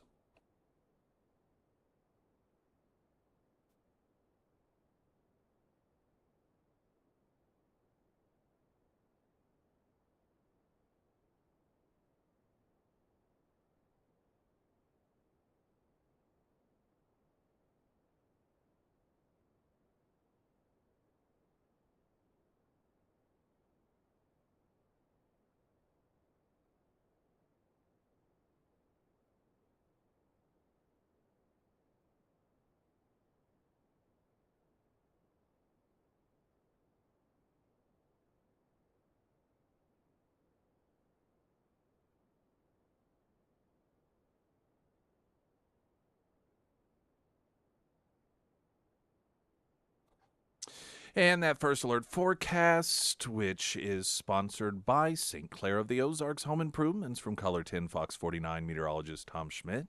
Sunny today, high near 86, 64 tonight, 89 tomorrow with a heat index of 95. Mostly sunny Friday, high near 90. I mentioned quite often, and we have a massive number of streaming listeners, be it on the app, which so many of you have and utilize, or on your desktop or whatever the device is. And I got a question on the Pyramid Roofing Company talk and text line asking, did Northern Illinois University buy the live stream app? 8 out of 10 commercials are for NIU, half are in English and half are in Spanish. So I'm going to answer this question on air because it is a question that legitimately comes up every so often. The way that these streaming providers work is, in one way or another, they try and identify where you are in the country. And sometimes your phone, for whatever reason, whether you had it activated there or you signed up for something there, will look to the streaming provider as if you are somewhere else, and it will customize commercials based on that. So, sometimes even I think it's because I don't even know why this is, but if I open up my desktop computer and I go to a website that tries to automatically locate where you are so that it can have your store as being the most local, it will be it'll be like St. Louis, or it'll be somewhere else. And for whatever reason, it is whatever method it uses to check believes that is where I am. And so that's what happens. The streaming commercials that you hear online or on the app are different than what other people. Now, the commercials may be the same, but the order is oftentimes going to be different, and the commercials you hear are going to be different. So if you are hearing commercials that are like, why is it, I've never even heard of this place, or but this is the Chicago area. Why does it act like I'm in Chicago? For whatever reason, it thinks that that's where you are, and that's why that occurs whenever you hear that happen. So beyond exactly why or how they erroneously think that you're in this place or that, I don't know the answer to that. Like I said, I think it just depends on a variation of methods that they use in order to try to locate. Clearly, it isn't nearly as accurate as it is at other times. Traffic update, I'm Nick Reed.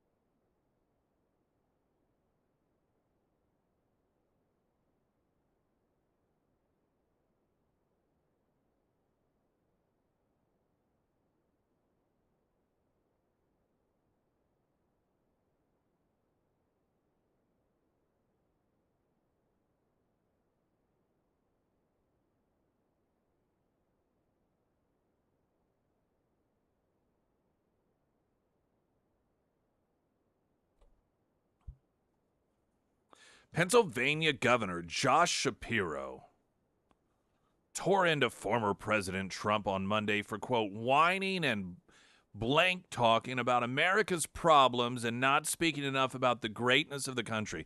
This is apparently a new test message for the Democrats, and that is to convince Americans that Donald Trump is the one who doesn't see American greatness, that Donald Trump is the one who doesn't love America, that Donald Trump isn't the flag-waving individual who thinks that this is the greatest country on the earth, that he hates America, he looks down on America, and it's the Democrats who are the flag-waving patriots who love the red, white, and blue, love everything about this country.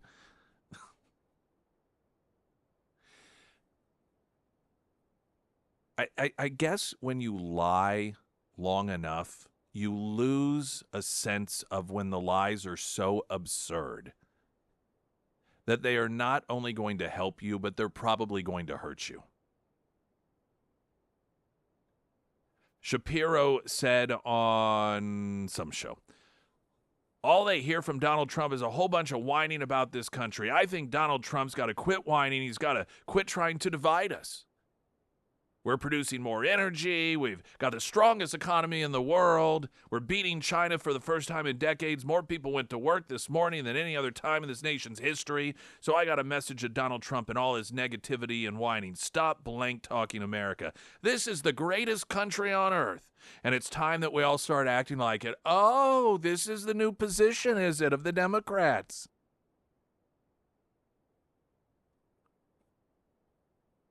Now, this is a continued grasping at straws. This is the desperation of the Democrats trying any and every new sort of messaging to try and harm Donald Trump. And so their approach here, which is, I don't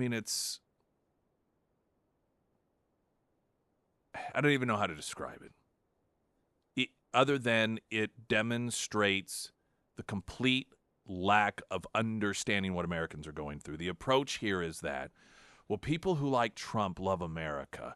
So if we portray Trump as hating America and us as loving America, then they'll stop supporting Donald Trump and they'll support us. I mean, that's their simplistic, ignorant belief as to how this is going to work. People who love Trump, they think that this is a great country, so we'll tell them Trump doesn't think this is a great country, and that Democrats, we're the ones who are always talking about how awesome we are, how exceptionally we are, how we're the greatest country on earth, and then they're going to support us. Now, you may think to yourself, how can they be so dumb as to believe that level of transparent pandering will work? You have to understand a significant portion of their base it does work on. This is how they are accustomed to keeping their voting base. So for them, it does work. It works for their voters. It doesn't matter how poorly the results are for their supporting base. None of that matters. They can continue to say the most absurd things, and their voters, they buy into it. And so their assumption is, well, all people are that. You can manipulate all people in the same way. We just have to come up with the right message. That's all that we have to do, and so that's going to be the message.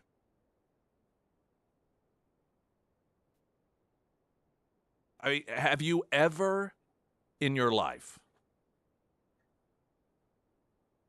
listened to an upset Democrat activist whose entire argument on a college campus or on a television or whatever is just about how wonderful America is, how we are the greatest country in the world? Is that what we hear from Democrats? Is that what we hear from left-wing activists? All of these Democrat activists that have been on college campuses calling for death to America, we're supposed to believe that they're the ones who actually love this country.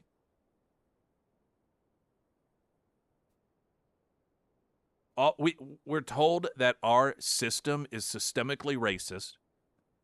How oftentimes do you hear Democrats, be they elected officials or otherwise, anytime they portray, somebody gets murdered that is in a certain classification and they declare that person is innocent. Let's say you've got a black person who tries to kill a police officer. The police officer uses self-defense, kills the criminal, and then we're told that's what it means to be black in America. That's what Democrats say. Being black in America means you could just get killed for being black. I've never seen a political party of any country that so openly criticizes insults and condemns its own country like the Democrat Party. But now we're to believe that they are the lovers of this country. Donald Trump is the one who's always complaining. And there is, to a degree, an attempt to guilt by association, see? This is a message to you to shut up. You see, if you're unhappy about inflation, that means you don't love America. See, patriots just keep their mouths shut and praise the government. Patriots don't worry about their paycheck.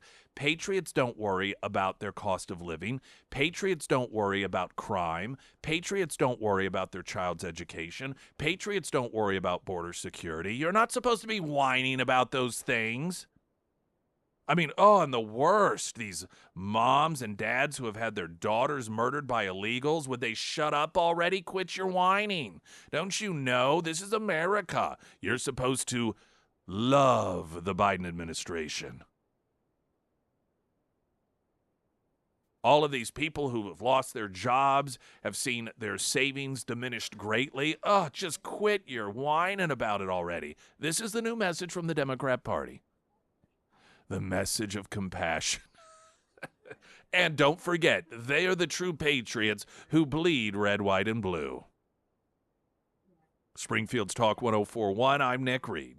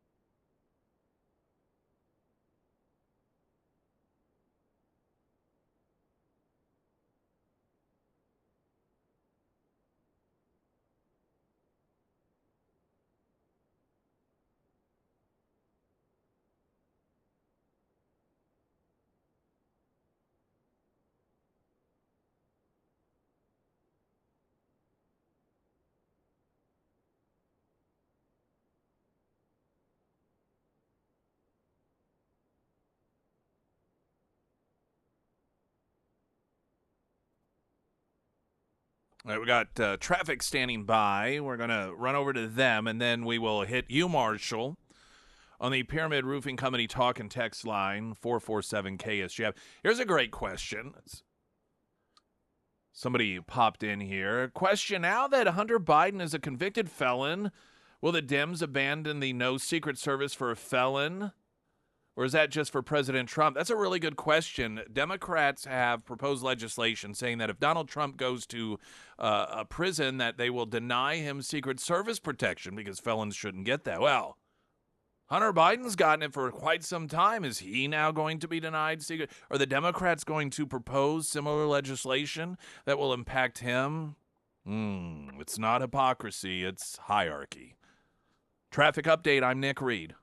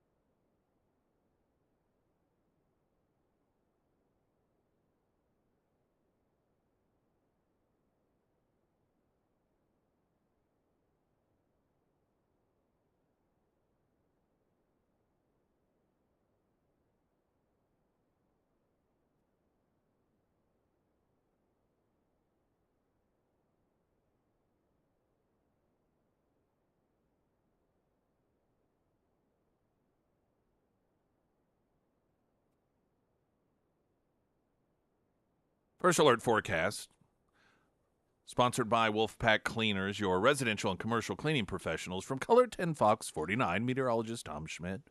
Sunny today, high near 86, 68 tonight. Thursday, sunny, a high near 89 with heat index as high as 95. Friday, mostly sunny with a high near 90.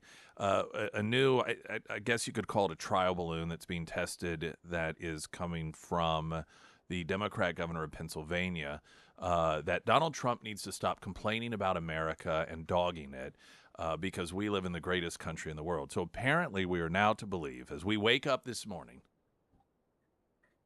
June 12th, 2024, that Donald Trump is not the MAGA guy. He doesn't love America. None of that. He doesn't think America is great, ever has been, ever can be. Democrats are the flag-waving patriots that think this is the greatest country on earth. That's what they're evidently, they believe that is going to make people go, oh, I didn't realize that. I guess I will support Democrats. Pyramid Roofing Company talk and text line to Marshall in Fairgrove. Welcome, Marshall. Good morning, Nick. Good morning. Democrats pretending to be American. That's something else. I think what's going to happen is that's going to be a huge backfire for the Democrats because their base are a bunch of victimhood types who want to blame everybody in the world for their problems except themselves. They are the ones who have corrupted our judicial system. They are the ones that have corrupted government agencies, the FBI, the CIA, the NSA, so on and on down the line. And I think that those people that are their base, the people who are basically anti-American, supporting terrorist groups and such, are going to abandon that party because they want somebody that's going to be more democratic socialist, which is where the party is going, just like it did in Russia many years ago before it became communism. So I think they're going to lose their base if they don't keep on acting like terrorist, radical, crazy people like they have been in the past and burn down some more cities and stuff. Well, it's clear that the ultimate goal here, which again, it is so laughable. I suspect this is going to be talked about a lot in the next 24 hours because of the backdrop, because of how absurd it is. They might as well, it would make just as much sense to say we need to increase our voter base.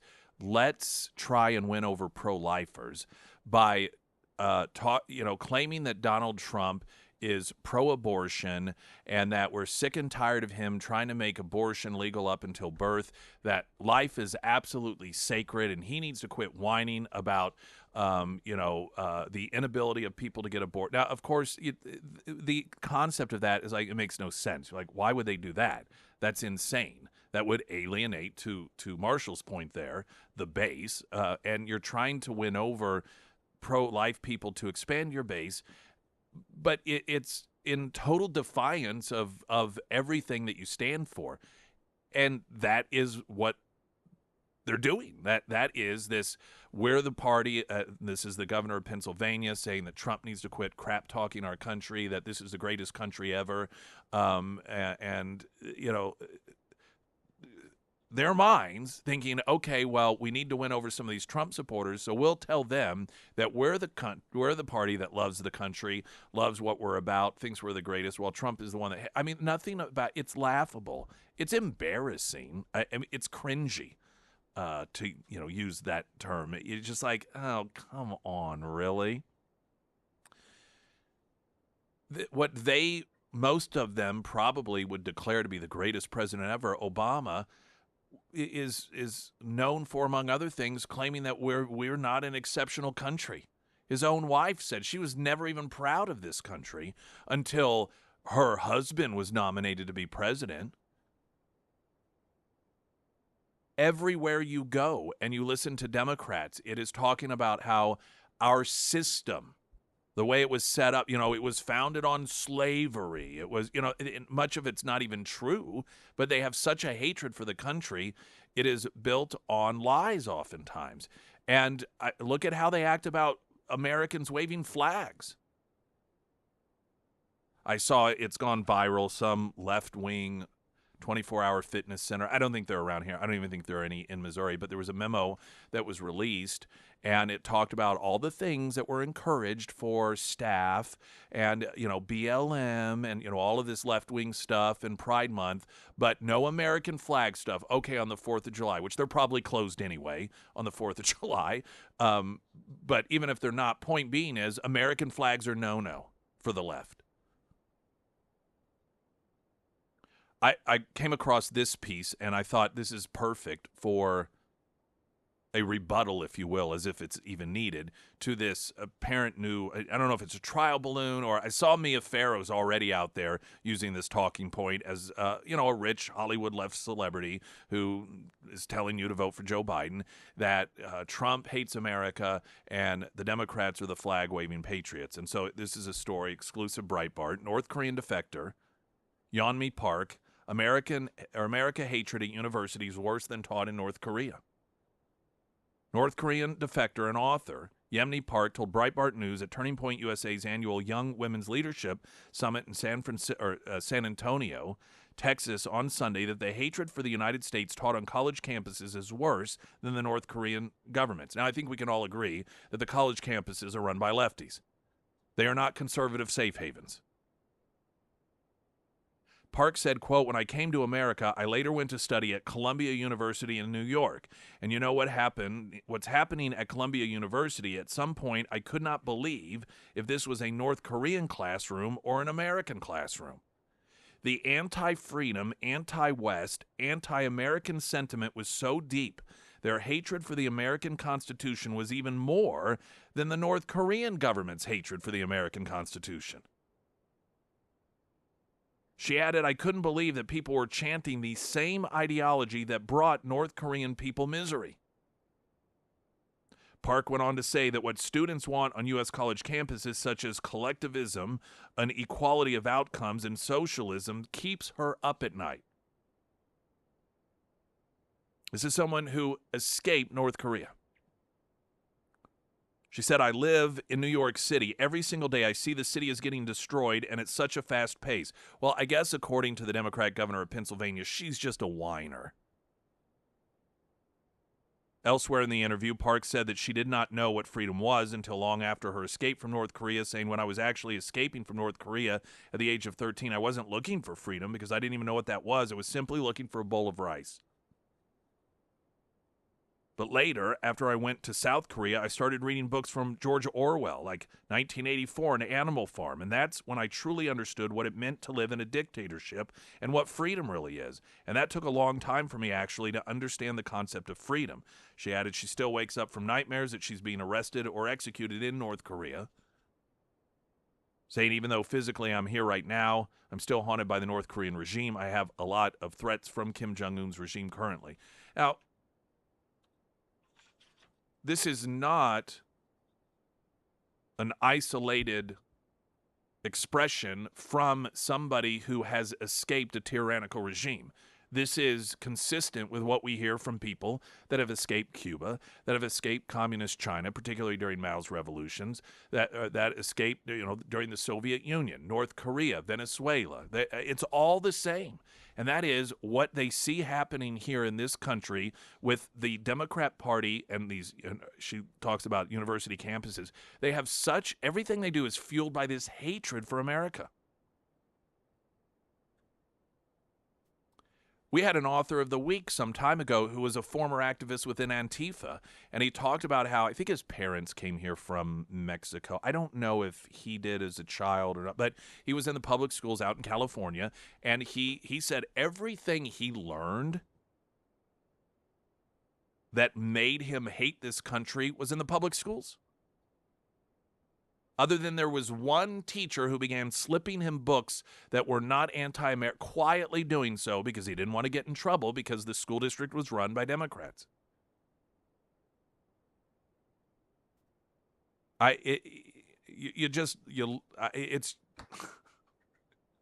leaves one speechless. This hilarious new approach that is being kicked off by the Democrat governor of Pennsylvania, that Trump is just trashing on America, and he doesn't love what is the greatest country in the world, and so the party of patriotism and America, rah, rah, rah, bleed red, white, and blue is apparently the Democrat Party. I suspect that this is a theme they will not try to run with very long, because I suspect it is going to be mocked, as it should be, relentlessly. Springfield's Talk 104.1. I'm Nick Reed.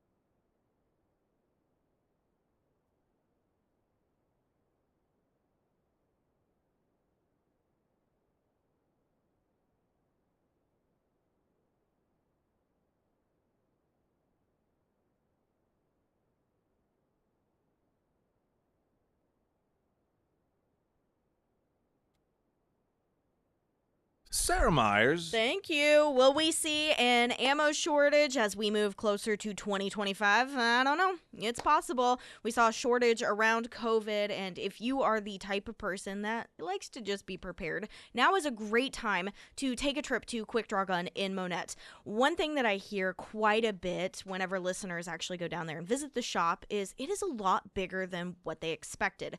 And that is because the shop went through an expansion about a year and a half ago, so they could store more inventory and so they could better serve you. And since that shop expansion, they have been adding brand new names all the time, names like Franke, Benali, and Live Free Armory, which, by the way, Quick Draw Gun in Monette is the only Live Free Armory dealer in Southwest Missouri. So whether you are looking to add a new firearm to your collection or you want to go ahead and get ahead of that potential ammo shortage, take a trip down to Quick Draw Gun in Monette. Now you can find shop hours, store address, all of that information is going to be housed under the Sarah's Endorsements tab at ksgf.com.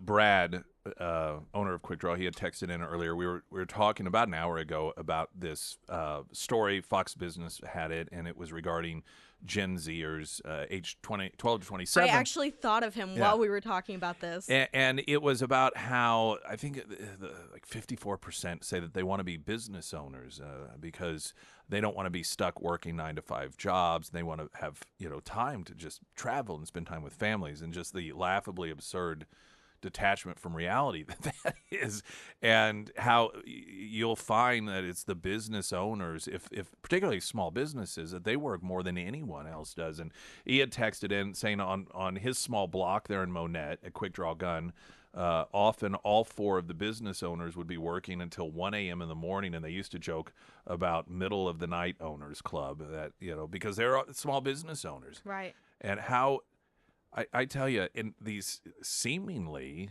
that article was in the context of teaching kids about entrepreneurship. And I'm thinking, if that's what they're getting from it, we're failing them yet again, absolutely failing them.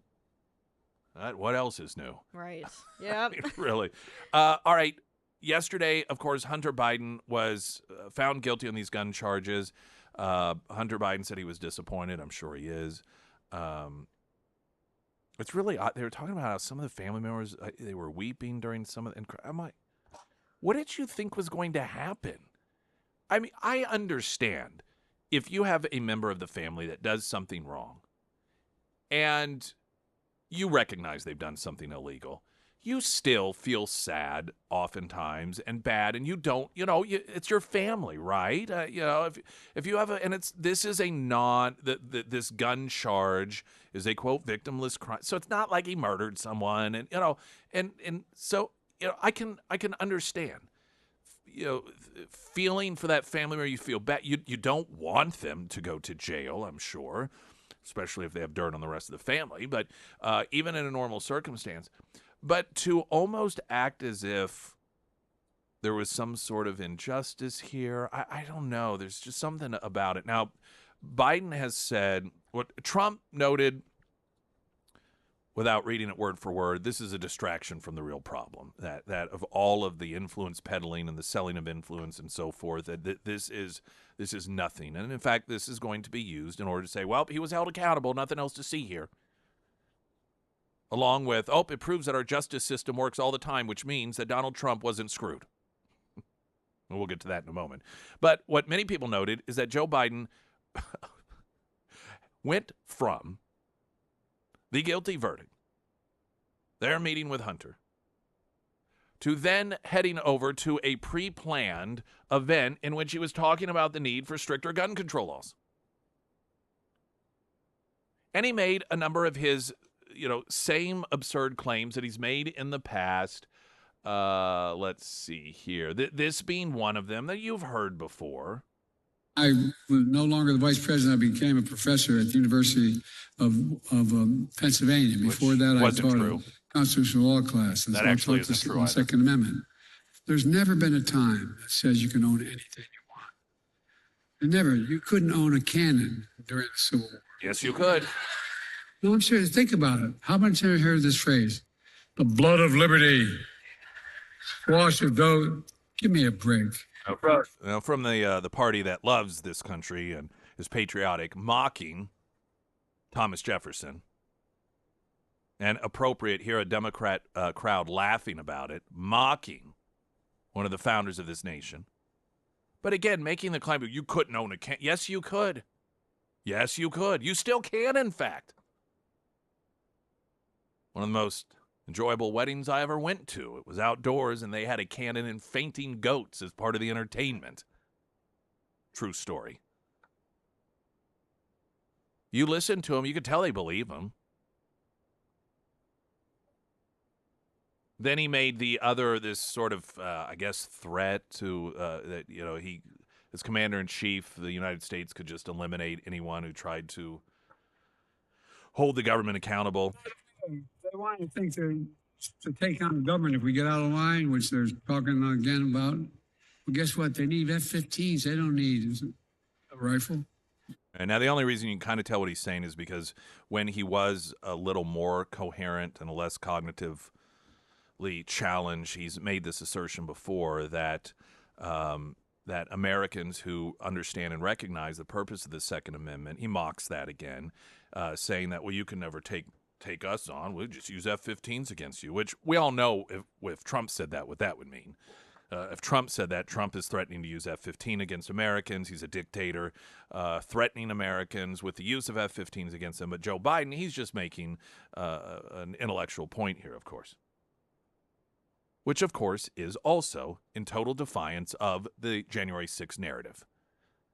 On one hand, he mocks the idea that anyone could do any sort of damage to our country, our democratic process, even with all of the firearms in the world, because of the vast arsenal that our military has. But on the other hand, you're also supposed to believe a bunch of unarmed individuals, most of which were senior citizens, almost did just that without any weapons whatsoever. Springfield's Talk 104.1, I'm Nick Reed.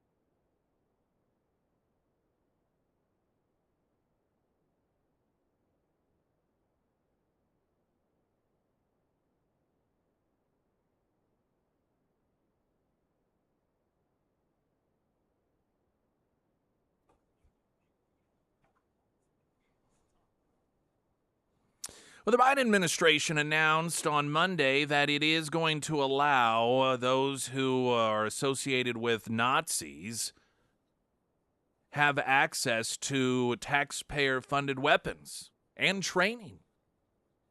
State Department making that announcement. The Azov Brigade, this is the brigade that is ultra-nationalist, neo-Nazi. This is, many are noting it's in defiance of Leahy law, which was named for former Senator Patrick Leahy, a set of statutory provisions passed in 1997 that prohibits the State Department and Department of Defense from giving funds, equipment, or training to foreign security forces that have been credibly accused of major human rights violations. So Biden is overriding that in order to arm Nazis. So again, the President of the United States, who claimed that the entire reason he ran for president was because of rhetoric from neo-Nazis, and likes to compare Trump to Hitler, is waiving or overriding the Leahy law here so that we can train Nazis and give them military weapons. Now listen, if I'm fighting a war against another country that's coming across the border and trying to take some of it, and there are Nazis that are saying, hey, we'll fight with you, hey, I'll be like, that's cool, as long as you're on my side. So I don't condemn Ukraine for utilizing them in that capacity, but for an administration that loves to condemn Nazis and portray their political enemies as Nazis to kind of work their way around a law so that taxpayers can fund, arm, and train Nazis. It's pretty interesting. By the way, while all that's going on, Biden has shot down $24 billion pay raise for enlisted troops in the U.S. Just a little fun fact. The administration, quote, strongly opposing a proposal to raise the pay of junior enlisted service members in the military, while at the same time, billions and billions and billions of dollars are going to fund, troops in Ukraine and Nazis now, apparently, as well. So Glenn Beck is coming up next. Don't forget, just July 1st is the deadline for Our Great Escape. All the details at ksgf.com. Glenn Beck's next. I'll talk with you tomorrow. I'm Nick Reed.